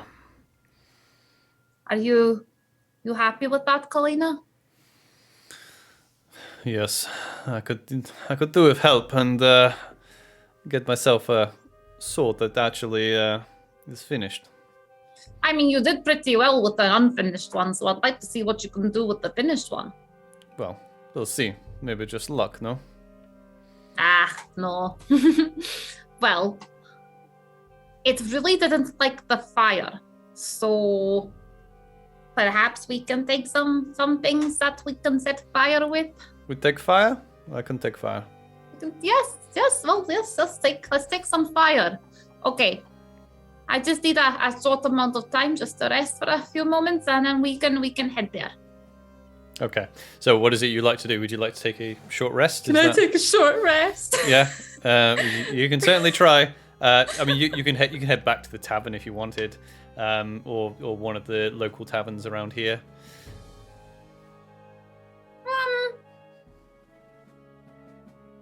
I think Annalise would actually just sort of like, because so we're inside the forge bit, aren't we? Yeah, you're just outside the forge. Yeah. You're in the alleyway by the forge entrance. Yes. Now Annalise is actually just gonna head into like the forge area if Kalina's gonna work on a weapon, and she's just gonna sit on the floor out the way in the corner, just sort of with her loot, and just sit and sort of try to zen out a little bit and rest. Okay. Yeah. You. We'll say you get your short rest. Okay. You watch as you and Baruch start licking your wounds. After an hour or so, Kalina is getting her bits and pieces together. She puts on a set of leather armor. She carries a short sword. She grabs a bow as well, and a very nicely forged dagger, gets her pack, and sits waiting, ready for you two to recover. So you can roll your any hit dice that you need. Yes, I've rolled it. I'm just... Oh, there we go. Short rest button. I think you need to make sure you... That's it. Yeah, I rolled it manually. I'm just gonna... Well done. There we go. Okay. Think I'm all short rested. Good job. Okay, so by this time we're probably looking, it's evening time, let's say. By the time let's say Varuk leads you to the entrance of the catacombs, because he knows the city this way. So the entrance to the catacombs is at the edge of the water ward, at its intersection with the water ward, with the air ward, sorry. It is guarded when you get there. But the gate seems to be open. There's a small gully, and there's a small amount of water that creeps out of those tunnels as well. When you get there, there is a few people milling around nearby, not too close to the entrance, but there are 2 guards on duty. Right. Hey, Farouk, do you you know them? Let me see. No, I don't recognize them. It's difficult from this distance, though. Do you think they'd let us through? Possibly. Well, depends. Depends if they want to be dicks about it or not. We can try and sneak in, but my personal opinion, maybe just ask to go in.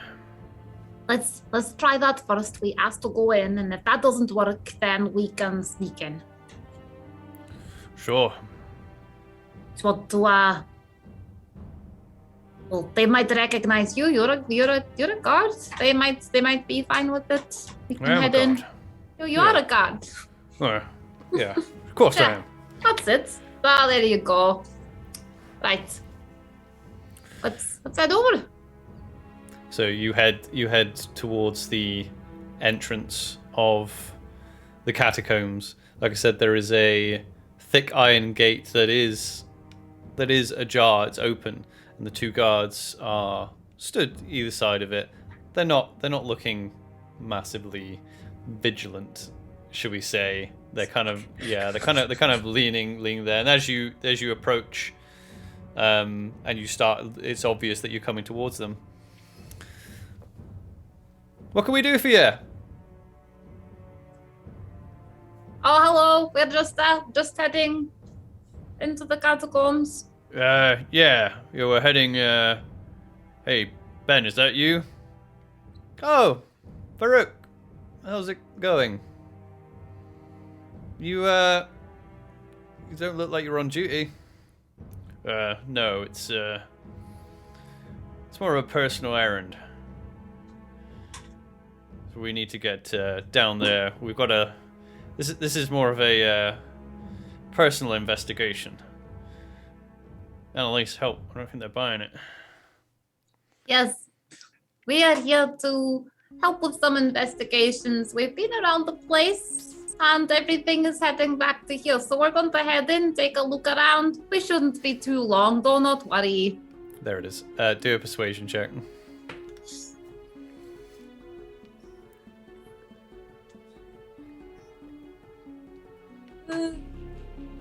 Rolled a 13. What is my persuasion?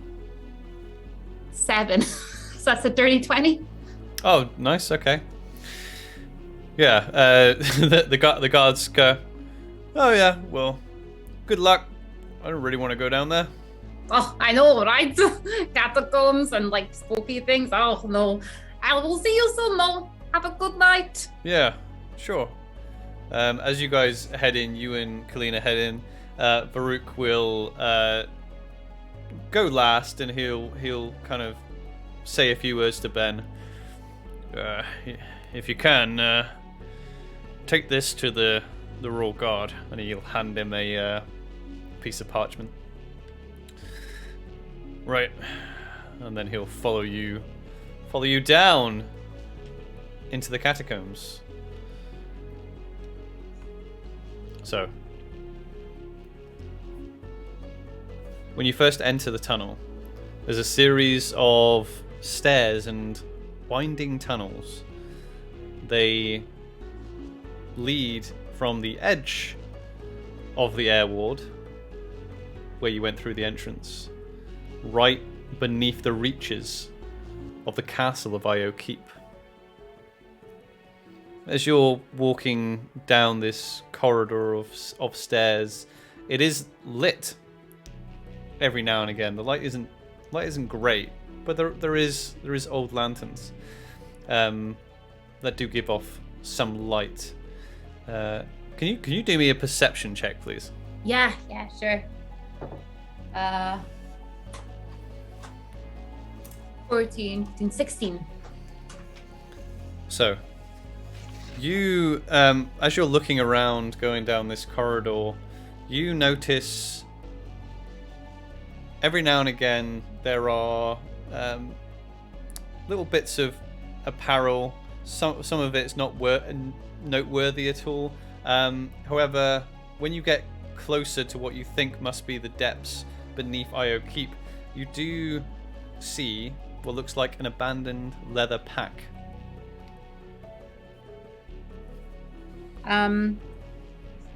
So go pick up the pack. Okay, you pick up the pack.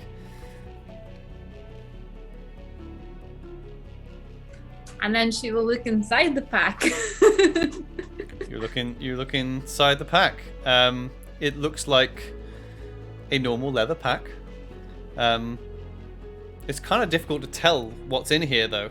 It's almost like the bottom is like obscured.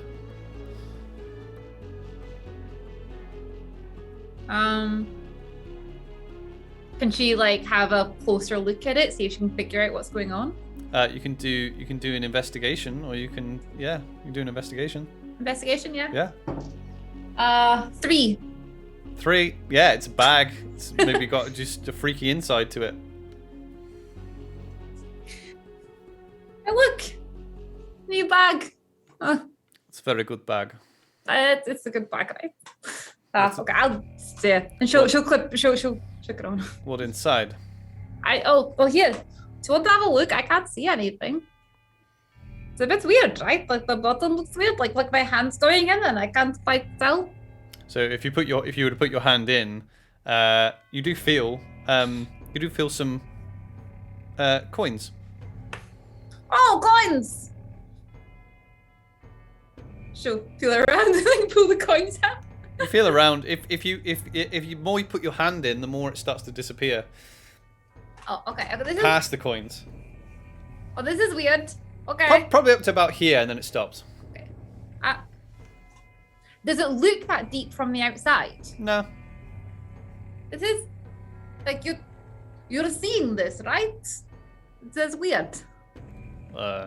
Must be magic. I'm going to keep this. For investigating, because who knows, what it could be. Varuk just goes by the two of you. Yeah, it's going to keep this, okay. She's like... It was a good bag, keep it. Yes, see, you get it. Who doesn't need a magic bag? Exactly. Okay. Okay, as you reach the end of this corridor, you see a pair of double doors in front of you. They're closed. Goody. Annalise is gonna head up, and she's gonna try and listen to the door, see if she can hear anything through it. Do a perception check. 5. You put your ear to it. The stone is cold. There's a real musty smell down here. Damp. You can't hear anything though. Well, guess we try to go through. Your two companions just kind of stand either side of you.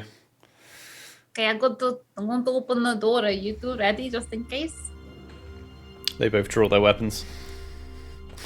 She goes to open the door. Yeah, you open the door. They're not locked.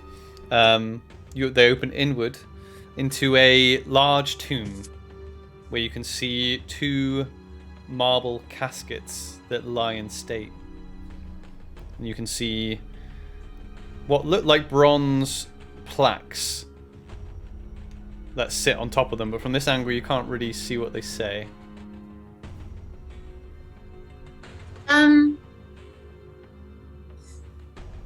She's gonna head over to one of them. Sure.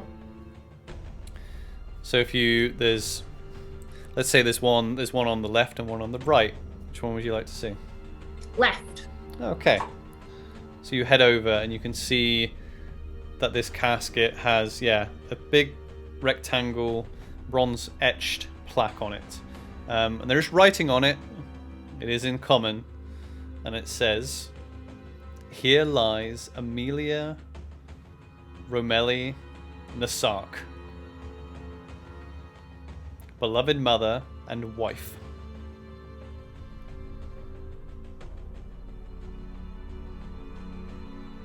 Okay. She'll head over to one on the right and read that plaque. The one on the right, similar plaque, reads, "Here lies Justice Donovan Nasak, beloved father and husband."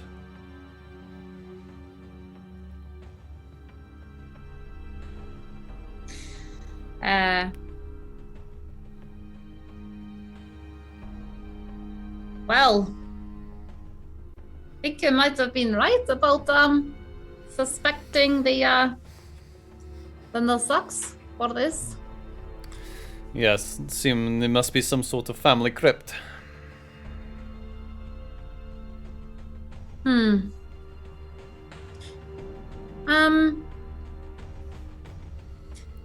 I have like a closer look around to see if anything's been moved recently, to see if maybe these have been opened recently or anything like that, or if anyone's been in here? Yeah, you can. You can do a perception check for me. You do see. Yeah, you do see an old door on the basically behind where those marble caskets are.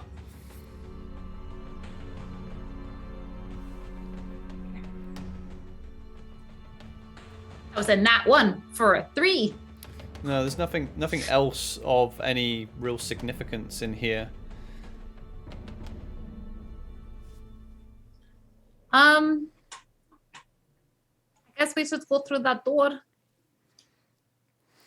Looks like it. Uh, Do you want me to try first? yeah, sure. Maybe you help me. As Kalina goes and looks at the door, do me an investigation check with advantage, please. Yeah, just kind of go over with her and just kind of like look to where she's looking. First one was a 6 and the second one was a 20. Oh, there you go. Or well a 20. done. Natural 20. Woo! So this door has a functioning lock on it, but it has been unlocked, and it is currently unlocked from what the two of you can discern.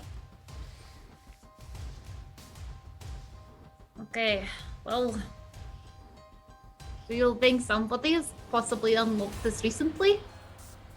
Well, makes sense.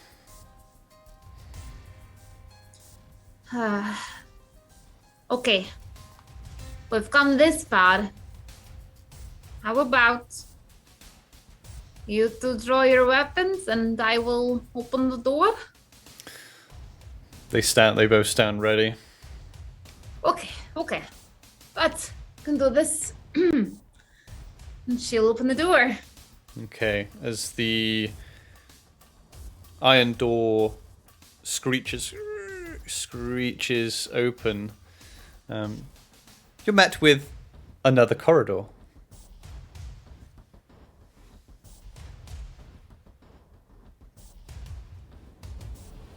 Looks like it's clear. So start walking down the corridor. Yeah. What marching order would you like? Oh, Annalise will go first. Okay. So as you head through this corridor, the walls here, even though it smells damp and musky, there are some kind of fabrics on the wall, giving off an air of this being a rather well-to-do crypt, if you like. As you head around the corner, there actually is carpet. Old, but there's carpet there. As you see in front of you, the hallway opens up into a chamber. Do you wish to proceed? Yeah, she'll carry on through the hallway into the chamber. As you walk, the three of you walk into this chamber, lanterns around the room flare to life. Inside this room, you can see burgundy tapestries hanging from the walls, and you can see two coffins. And they rest on an elevated barrow. In between, there is an altar piled with bones and candles. The room also has two recesses to the left and right. And they also hold altars and candles. Are the candles lit? Yes, they are. Well, this looks ominous. Oh. Yes. Very creepy. Whose idea was it to come down to here again? Yours. Yeah, I think that was actually hardest. Okay. Certainly wasn't mine. I guess we go look and pick the coffins. Why not? Let's go have a look at the coffins. Yeah, you can head over to the coffins. Certainly. You can do me a perception or an investigation check. That will be perception. Yeah. I rolled a 19, so that's a 21. Well done. So, the coffin on the right seems to have been opened recently. The top isn't just fully closed. The coffin on the left is sealed shut. Okay.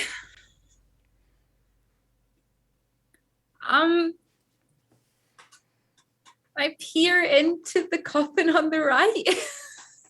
You can. You start to push. It's pretty heavy. One of your companions can help you if you would like.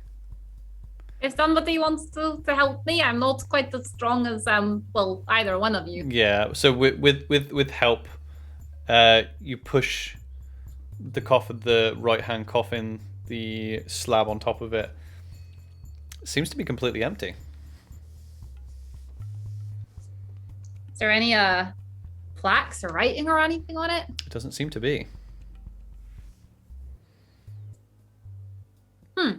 There is an altar as well between the two. Oh yeah, sorry. I'll go and have a look at the altar then. Okay, so the altar, it seems to depict it seems to be a shrine to a god. It is a skull with a candle.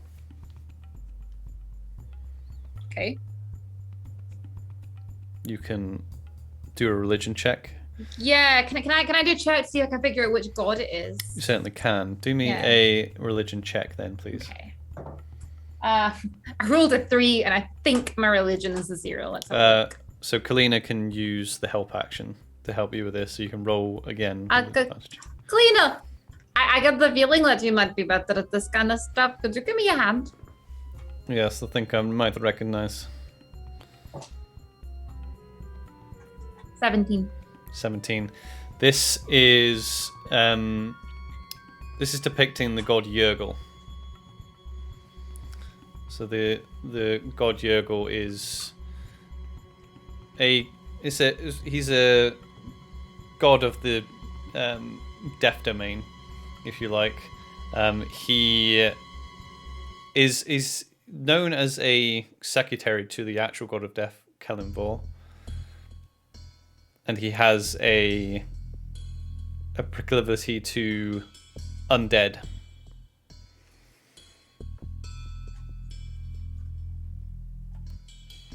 Well, of course, there's the god of death that is in the catacombs.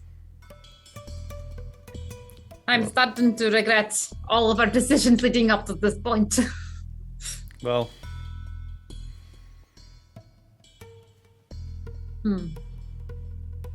Okay. So, there is an empty tomb that should have something in it. There's a shrine to Kelimvor.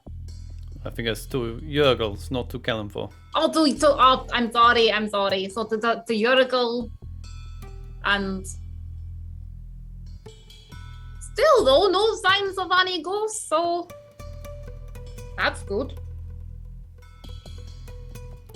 Perhaps.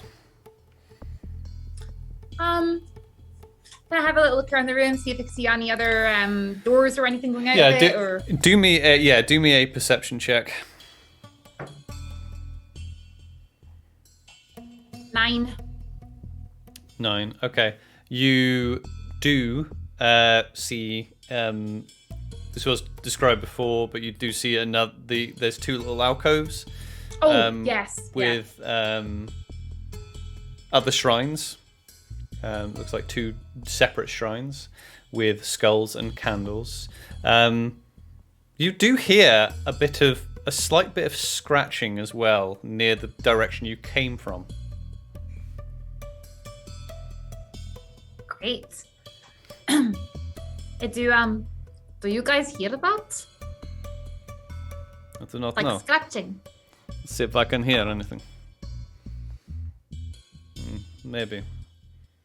Sounds like coming back the way we came. Down this corridor, maybe. Okay. Maybe. Well, if there's something scratching, it's probably just a rat. But just in case. Let's go have a little look at that. Let's go. Just start heading out the way that they came, towards the scratching sound. Yeah, sure. Make me. You can make me another perception or an investigation check with advantage. I'll do perception. Ooh, with advantage, 16, 17, 18. Okay, so as you walk, you walk about 5 foot out of the doorway. You can hear whimpering from the wall, it seems. And as you look closer, you can see that there is a thin outline on the wall on the right-hand side of the corridor. Like in the actual brick itself? Yeah. Oh, just gonna feel around the bricks. Do the bricks feel like they've been put there recently? No, but as you push, it gives slightly. Huh. I think there's something stuck behind this wall.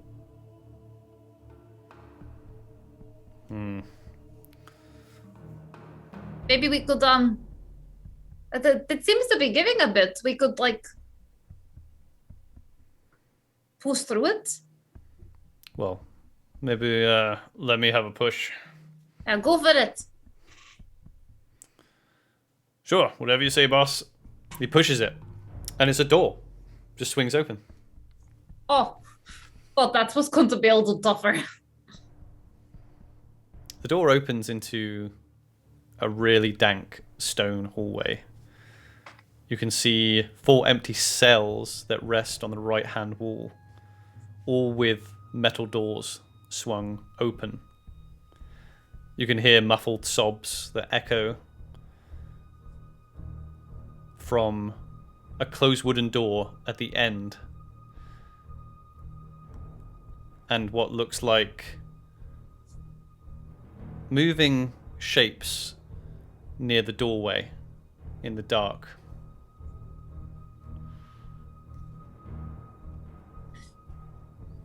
It sounds like someone is crying.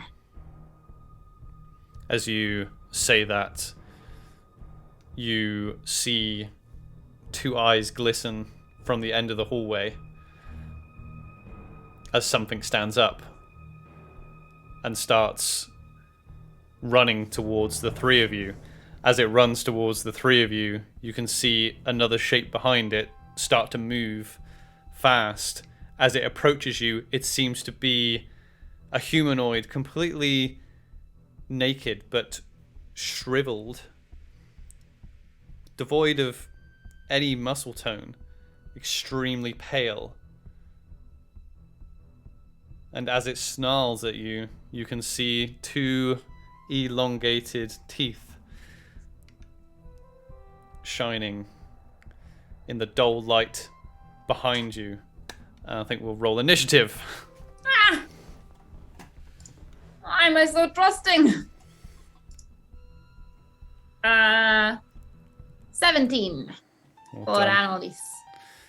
Can you roll me 1 more initiative as well, please? Of course I can. I've rolled a 15. Okay, so Annalise was 17. Yep.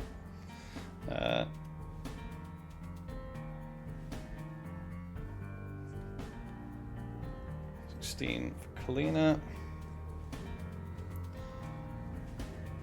And I'm going to roll some more initiatives for our villains. Okay, so you can see what looks like 2 of these creatures. That's cocked. That goes there, team.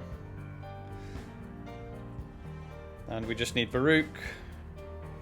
Can you Tell me roll? to. Yeah, Oh. roll me another one, please. 6. 6. Varuk is.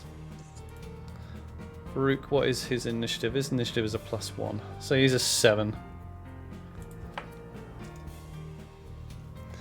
Okay, Annalise, you're up first as these creatures come running at you. This one who is completely devoid of any clothing.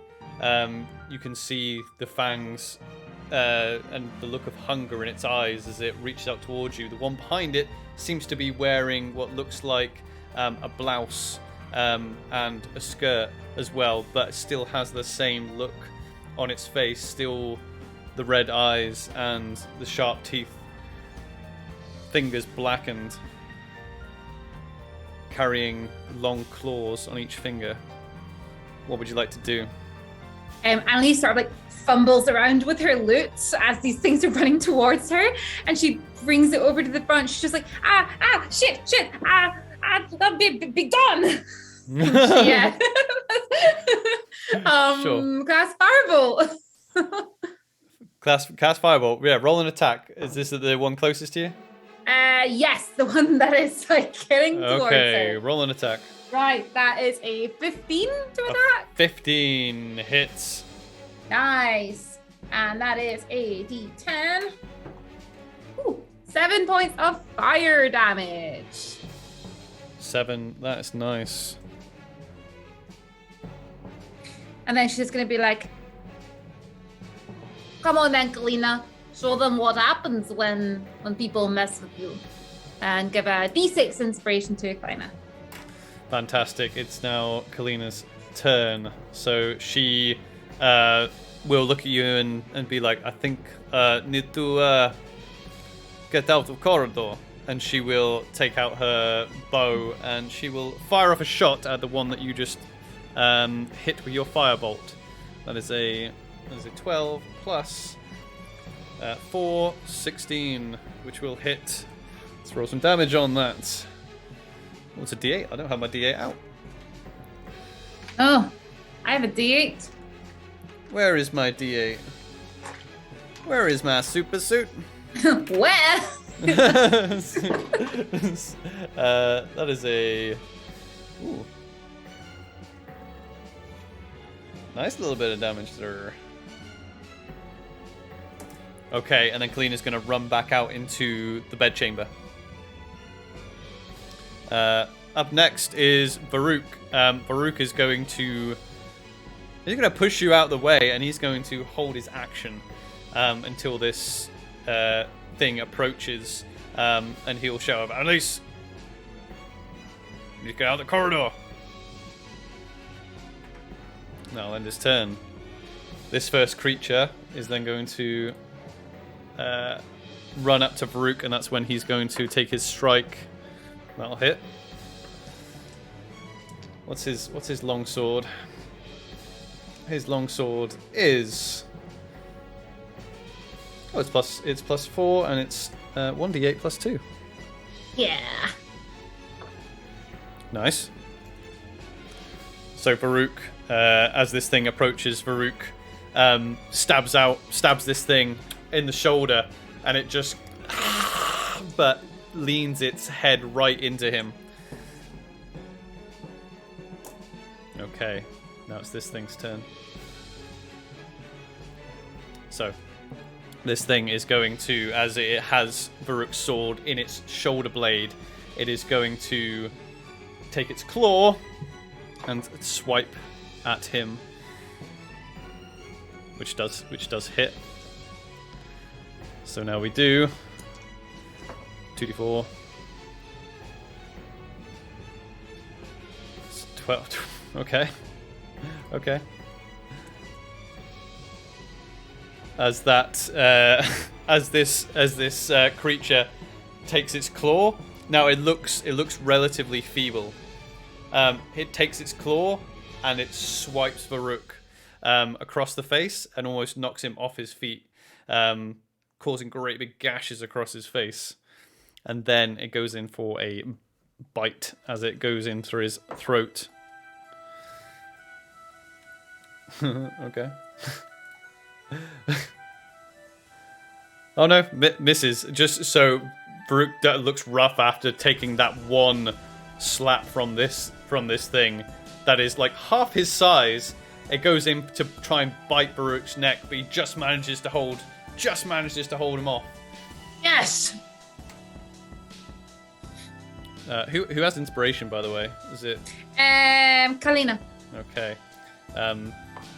This second creature comes up from behind, and then it's going to claw at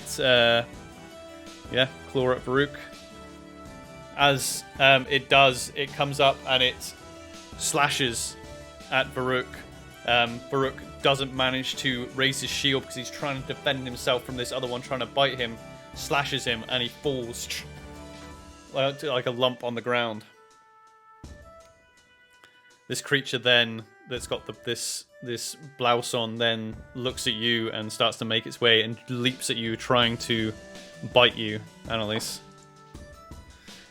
That is a 21 to hit, Annalise. Yeah, that just gets me. Okay. Just gets me. Yeah. So you take, first of all, you take 4 piercing damage. Okay. And then you take 6 necrotic damage. Annalise is down. There you go. Yeah, that's his turn. That's his turn. Had other stuff if you had other stuff if you're still up. Okay. No, level 1 bard. She is down. Level 1 bard. I would like you to make a death saving throw, please. Okay. Do you want me to do D&D Beyond or physical? You can do it dice? wherever. Yeah. 9. 9. That's a fail. Yeah. So, mark so- up a little failure. Yep. So Kalina is going to, as she's just run out, been like, let's get out of it, let's get out of here. Then you two have just like fallen, like like sacks. Oh shit! Then she comes running back in, and she's gonna use her entire turn getting you back up as she takes out a healing potion, pours it into you, and you gain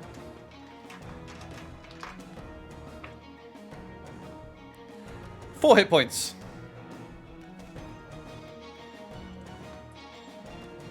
Oh no, sorry. I'm trying to use D&D Beyond. No. How do I do this? There we go. Lisa, is that you? Yes, need to get out of here quickly. Okay. It is now your turn, Annalise. Right.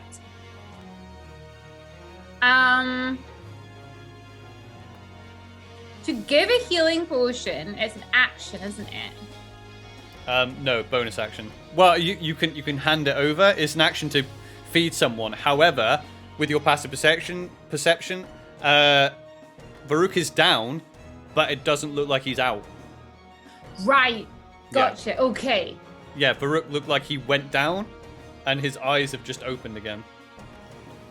She's gonna kind of like get Still up looking rough. and just. Okay. She's gonna get up. So she'll stand up, and she is going to look over to whatever thing is nearest her, and she's just gonna shout out at it and be like, "Ugh, you know, I never thought I'd miss the smell of dwarf." Cast some vicious mockery. Vicious mockery, yeah, go for it. It's a 15 save. Wisdom. Okay. Well, that is a 5, so it fails. Roll some damage. 3 points of psychic damage, and it has disadvantage on its next attack. Yeah. She is then going to use the rest of her movement to get the fuck out of there. Good choice. While shouting behind her, "You've got this, Varuk! I believe in you!" It's now. It's I give him some inspiration. You give him some inspiration. Excellent. So Varuk, using his half orc in his will, stands up. Could do this all day. He's going to, you know what he's actually going to do? He's going to, bonus action, disengage, and then he's going to run out with you guys. So the three of you are now in the bedchamber. Oh. Yeah, in the bedchamber. So as you all run out, you turn left out from where these things were. You're now currently in this larger bedchamber. You wait for these creatures to come out, but they don't walk out. They start. You see them climbing on the ceiling, and they end up crawling right above you. This one that's not clothed then just drops from the ceiling, and he's going to attempt to grapple with Varuk. That is even. That is even, Stevens. Okay. Okay, so this thing Varuk drops. has a d6. He has a. Well, yeah, no, that would work. No, that still doesn't manage it. So, this thing drops on Varuk and grapples Varuk. Varuk is on the ground, grappling with this thing as it tries to eat at him. The next one crawls its way down the wall and stands up. This is the one with the blouse and the skirt, and she starts coming towards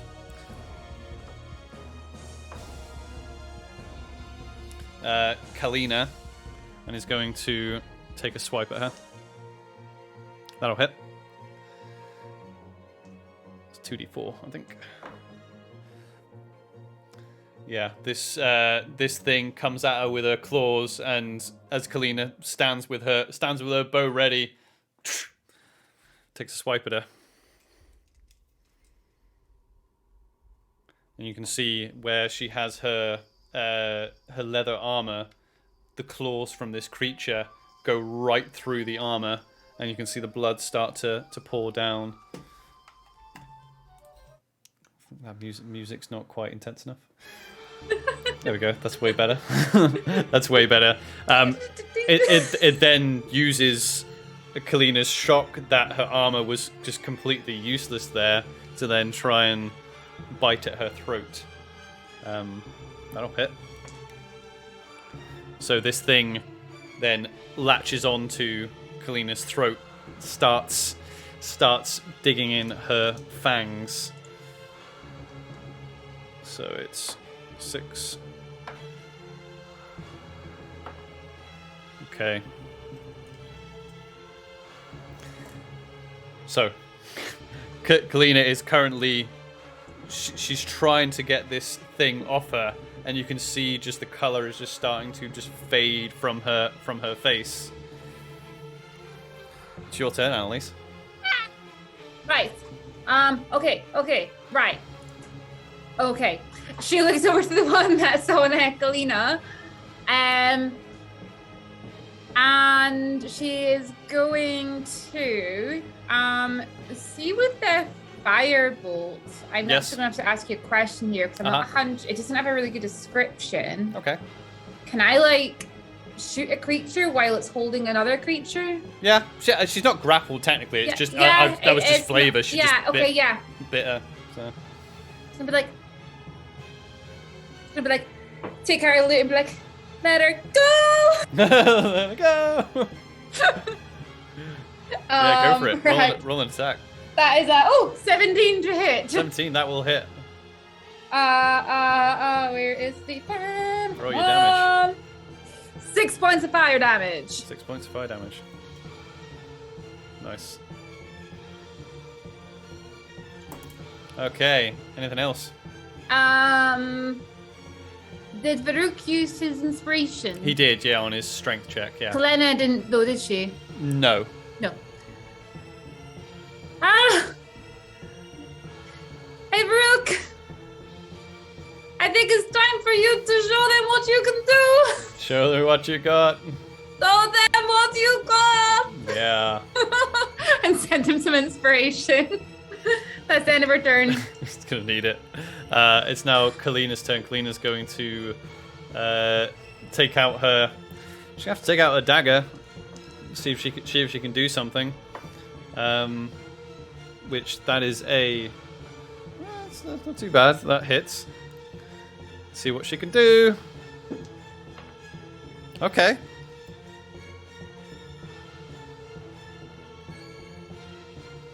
Kalina takes out her dagger and just stabs this thing that is latched to her throat as she tries to stab it basically in the side of the head. As it goes into this thing's head, it doesn't relinquish, although it does look like it did a ton of damage.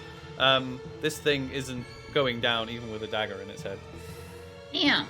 Yeah, it's now Varuk's turn. Varuk is going to try and get out of this grapple. That's a good start. That's a good start, Varuk. And just he's not got inspiration, has he? Yes, he has. Yes. There we go. He manages to get out of this grapple and yes. Yeah, that's my half orc. Pulls his sword and his shield and goes, "This is a real shit day." It's now these things' turn now. The one that was grappling Varuk is going to try and take a swipe. The one that had vicious mockery on it has disadvantage on its next attack, but I don't know which one it was. When did you do the vicious mockery? I don't remember. My last turn, I think. It's fine. We'll do it now. Oh, it was the turn before that. Oh shit! Sorry. I thought it was turn before it. No, it's fine. Never It's mind. fine. We can do it now. It's fine. That helped. That helped a lot. It's fine. So it misses with its claw attack. Yes. Now it's going to go in and try and bite at him. Misses. Yes. Yeah. Yeah. It is now the one that is attacking Kalina. Misses with its claw. See if it will sink its teeth in. It will. Takes. Okay. Okay. So as it releases its one bite with this dagger still in its head, it chomps down again on Kalina, and Kalina just falls to the ground with this thing starting to feast on her. It is now your turn, Annalise. Shit. Right. Okay. The one that's like trying to like feast on Kalina would just like shout over at it and be like, disrespect me again, and I will determine your body's resonant frequency, and I will play a jaunty lute solo that will boil your miserable organs. Yeah, nice. 15 wisdom. Makes it. Damn it! Bastard. Right. What else you got? Oh shit! I think. I'm trying to think. Right. So that's my action. Can I? Have you got healing word? No, I'm out of spells. I was out of spells a long time ago. I have nothing. Wait, it's firebolt. Cantrip. A firebolt's cantrip, though, right? Yeah. What have you used then? I used earlier. I thought you'd the only silvery barbs and healing word. Oh, okay. Yeah. Level 1. Level 1. It's fun. I'm just trying to think. Is there any way that I can like push or pull her out the way or something? Yeah. I mean, you can go to grab her. Yeah. Yeah. Can I try and do that? Yeah. Can I try and like grab her away from the Death Eater that's currently over her? Yeah, you can start. Basically, it'll be like part of a help action. I'll allow you to do that. Yeah. Okay. Let's do that. What would you like me to do? That's it. We'll see what happens on this turn. I'll try and pull her away from the mentor. Okay. Kalina's going to make a death saving throw. Okay. Farouk is going to fight this one in front of him.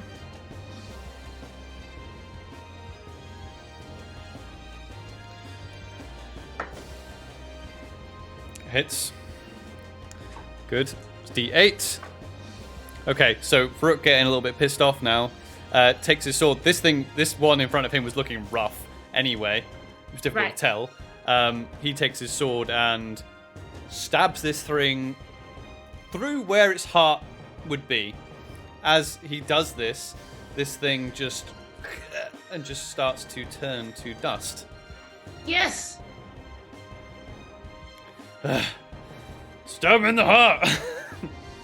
As he turns around to you, as you're trying to pull Kalina off this thing, trying to basically eat her. So it is now this thing's turn as it continues its assault. So it attacks a downed creature. I'm going to say you make it so it has to make an attack roll, basically. Okay. That's what I'm going to say. Because usually it would just be a crit, okay? It rolled a 3. Well done. It is now your turn. Right. Okay, listening to what Farouk shouted over. She's going to grab. So she's got like her bolt or crossbow out. Can she grab one of the arrows from it and just right into its heart? It'd be an improvised weapon.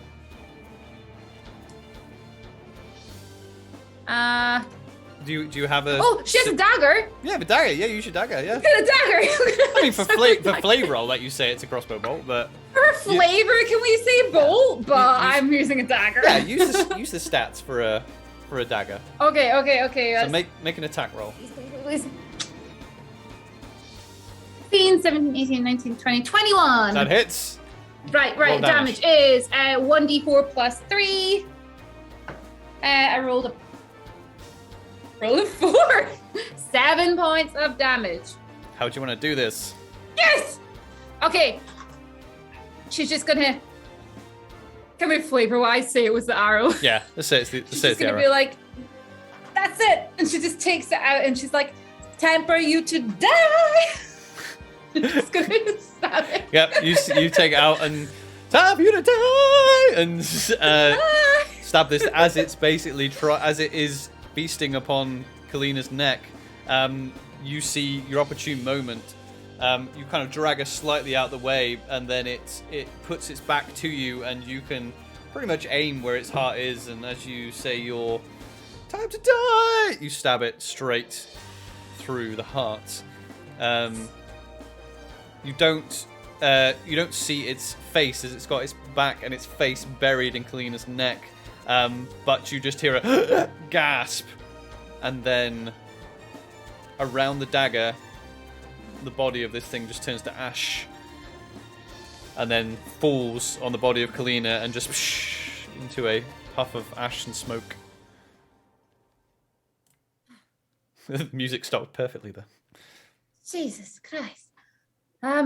She'll fumble around her and she'll like bring out a healing potion. And she'll like cup Kalina's head, and she'll go to pour it into her mouth. As you pour the potion in, Kalina's eyes suddenly open. She grabs her neck. Okay there. Fucking vampires. It's okay, not first time. What's your first time with a vampire? No. Okay. I don't know about the rest of you, but I feel like we should just get out of here for now. I heard the noise. Corridor. Whereabouts? You do remember when you opened the corridor, there was a wooden door at the other end. Oh, wait, yes. There was like whimpering, and it was like at the other. Yes. Yeah, where the vampires were by the door. Come on, let's head down there, and she'll kind of like go to kind of like help her up. Thank you. Vrook will also help out. Vrook looks like shit too, but he like helps her up. Sorry, Varuk, I am like tapped out of everything. Go on, let's go. As you guys head down the corridor, there is the sound of whimpering is a little bit more clear now. You pass the cell doors, all empty, and at the end of the corridor there is a wooden door. What would you like to do? Listen through the door first. Sure. Make a perception check. So I'm gonna say persuasion there. Like, let's persuade the door to tell me it's You can make if you describe how you do it, then. 11, 12, 13. 13. You can hear what sounds like a woman whimpering, crying. Oh. She goes to open the door. You open the door. What you see is like it's a very unkept office with a very basic desk. Hidden behind it, not very well obscured, you can see a woman, kind of huddled over, sobbing. Hello? Hello? I've come. Oh, thank the gods! Thank the gods! She stands up. You recognize this woman. This woman is Matilda. Matilda! Oh my gosh! Come here! And she'll kind of like take off her cloak and like wrap her in it and everything. Those things. It's okay. It's Quentin has alerted everyone. We've all been looking for you. Varuk will kind of look her over, concerningly, like looking for any looking for any marks on her. Basically, you can totally see that's what he was trying. What's what he's trying to do. He's kind of like craning to get a look at her neck and things like that. There's no obvious marks on her or anything. She actually even though she looks like she's been very upset for a long time, it doesn't look like she's been harmed at all. But to get you out of here, is there anyone else here? Any other people? I don't know. I don't think so. I've just been hiding in here. You've been hiding here. Did something bring you into here? Yes. I heard a pretty song. It woke me from my sleep. I followed to see if it must have been some sort of fairy. It was so beautiful. When I got outside, there was a handsome man there. His skin was pale, his hair was black. He was very nice. He asked me if I would just dance with him, if I were to walk down the street with him. I don't know what came over me. I wanted to follow. I don't know how I got here though, once I took the man's hand. When I awoke here, I saw the man again, but he was much scarier than the first time. His teeth were so long, just like the others that were with him.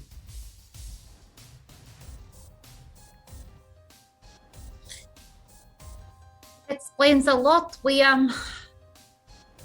followed your tracks and looked as if you had been walking of your own free will. I don't know what came over me. It is okay. You're safe now. We should get you out of here, and probably we'll need to know a little bit more information as well. He left me here. He left me and he unlocked those other cells. That's where he was keeping the other people. He had other people in here. What happened to the other people? They ended up with long teeth too. Did you see a man? He was oh my gosh, what would he have been wearing at the time? And she's like frantically looking at Farouk. I don't know who you're talking about. What are you trying to discern? Her friend, sorry, I was like looking for the name. Oh shit. Sinu. Oh, sorry. Yeah. She looks at you and I'm sorry, I didn't know their names. Yeah. But if your friend was the one in those cells, I'm really sorry. He turned them into those things. Okay. Maybe he wasn't in the cells. Maybe he was somewhere else. Varuk does like this big inhale.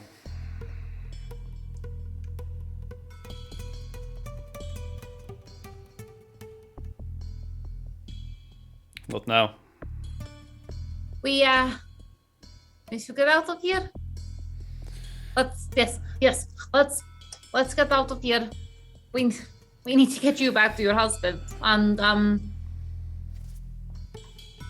we have a lot more information now. We now know what it is down here. We know what is doing this. I agree. So, as the three of you, bit battered and bruised, make your way outside, back up the stairs. You can hear a bit of commotion as you come to the exit. As you walk outside, you see the two city guards that were there when you went down. With them, though, there seems to be half a dozen soldiers. They're all in gold and red livery. They look to be palace guard, palace soldiers. One of them seems to be a priest or a cleric of some kind. He has holy liveries on. One very large human male, very muscular, and he seems to have a goatee, walks up to you. The others stand to attention as he walks over to you. Hello. I'm Stormguard Basha. We got word that there was some funny business going on in the catacombs. Yes, we as you can see, we have just come out of there. There, and she kind of like nervously looks to like the others. There's vampires down there. We were fighting them, and they've been taking people from the village, and they've done this before as well. And we've just rescued one person from there. Okay, so I assume you tell them. Are you willing to tell them everything? Everything. Okay. Yeah, and Elise will just keep talking unless one of her companions actually stop her. She will just keep talking. Okay. As you start to piece together all the things that happened, and you tell the Storm Guard. So the Storm Guard are the king's personal guard. They've come down here with a priest. They taken everything that you said. Basha will inform you that Matilda will be taken care of. Her family will be taken care of. They will head down into the catacombs.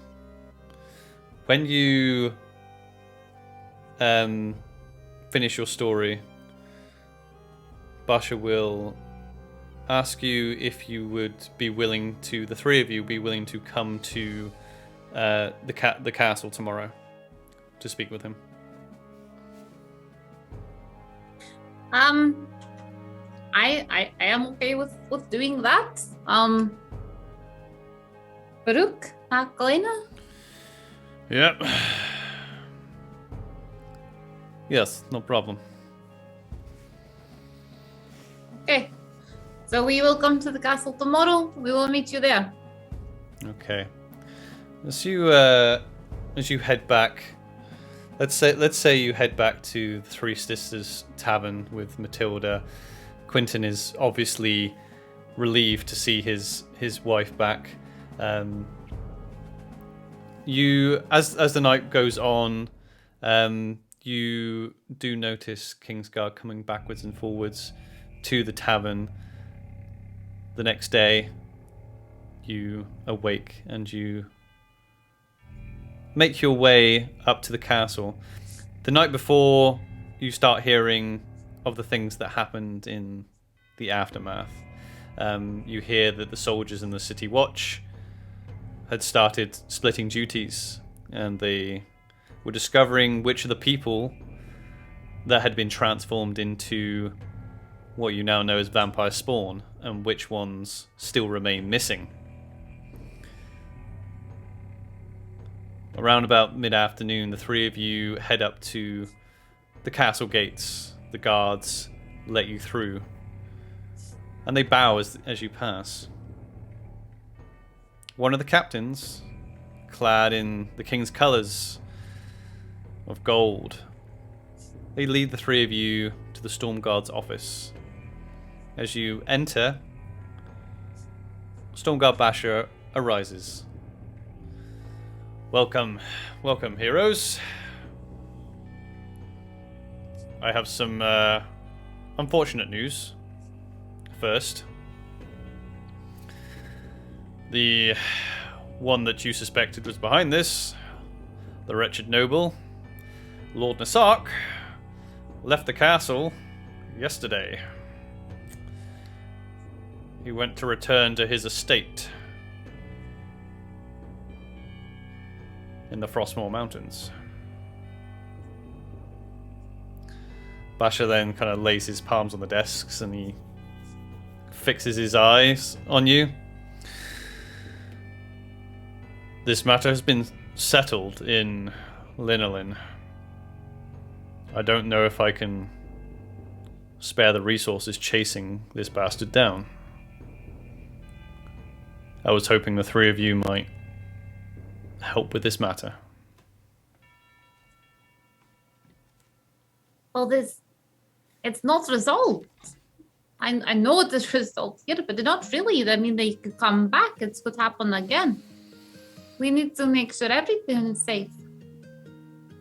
Of course, I will go, but we need help. I'm very sorry I can't offer you an army to chase down one man. Unfortunately, his estate is in the Frostmoor Mountains. That's out of our jurisdiction. How about this? I can only speak for myself. I think that my companions would agree, though, that we want this person dealt with. We want to catch them. You say you cannot spare an army. Perhaps you can help us in other ways. Perhaps you can offer us some supplies, some things that can aid us on our journey. Well, I was hoping you'd ask that. So, of course, you need some compensation for your efforts as well. First of all, he takes out a large bag and hands you over 300 gold pieces. That's a lot of healing potions. He also takes out 2 bottles which contain potions of healing. So you can add 2 potions of healing. Nice. No, I can't offer an army, but maybe this will help you. And he takes off his ring, and it has the signet of the palace guard upon it, the storm guard, and hands it over to you. This has magic that will protect you. You can add 1 ring of protection. Ooh.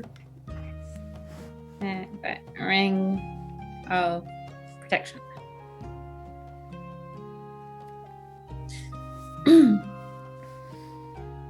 Thank you. We will I'm just kind of like look to the others. Do you both wish to do this? Just track this person down. Kalina will have a very determined look in her face. Well, yes, look like I go home. I know where he is now. Nothing can stop me. I wish to avenge family. Varuk will give you a nod, and being a city watch is not for me. I think I'll hand in my notice. We need to get our friend back, Annalise. He's still out there. We do. We need to get them all back. Let's do this. Well, we have 300 gold here. We can stock up on everything we need from the city. I'm sure there's a few things in the city that will help us with this journey. Basha then we should go. Basha will sit back down. I'm relieved that you've taken on this task. But yes, it's a few days' ride to Nocturne Estate. So stock up. Is there anything else you need, then please let us know. Oh, don't worry. We will invoice you. And he gives you like a "Are you joking?" look. Depends on your reaction. As you guys head out, you're escorted outside the palace grounds. your companions will let you know that they wish to go home, recover, grab their things ready for their journey. As you make your way back to your room, your home in Linolin, someone is waiting there for you. You see, waiting by your front door, a tiefling woman with pale grey skin and red hair. Seems to be in her early 30s. She gives you a very knowing smile as you approach, and she gives you a wink as she sees your shocked face. Well, Annalise, long time no see. And that is where we'll end today's session. Thank you very much, everyone, for joining us on our first session of our Land of Vampires campaign. You did Oliver. Yeah, thank you. You did very well, Robin. You survived the vampire spawn. You did very well as well. yeah. It was fun. I had a fantastic time. So, yes, again, thank you for joining us. We'll be back next week, Saturday, at 3 p.m. and you guys can see if Annalise and her companions successfully track down Lord Nasark to his estate and see what awaits them there if they make it there. Make sure you go follow us on all our socials, in the About section, on our Twitch channel, and yeah, we will see you next week. Bye, everyone. See you next time, guys. Cheers. Bye.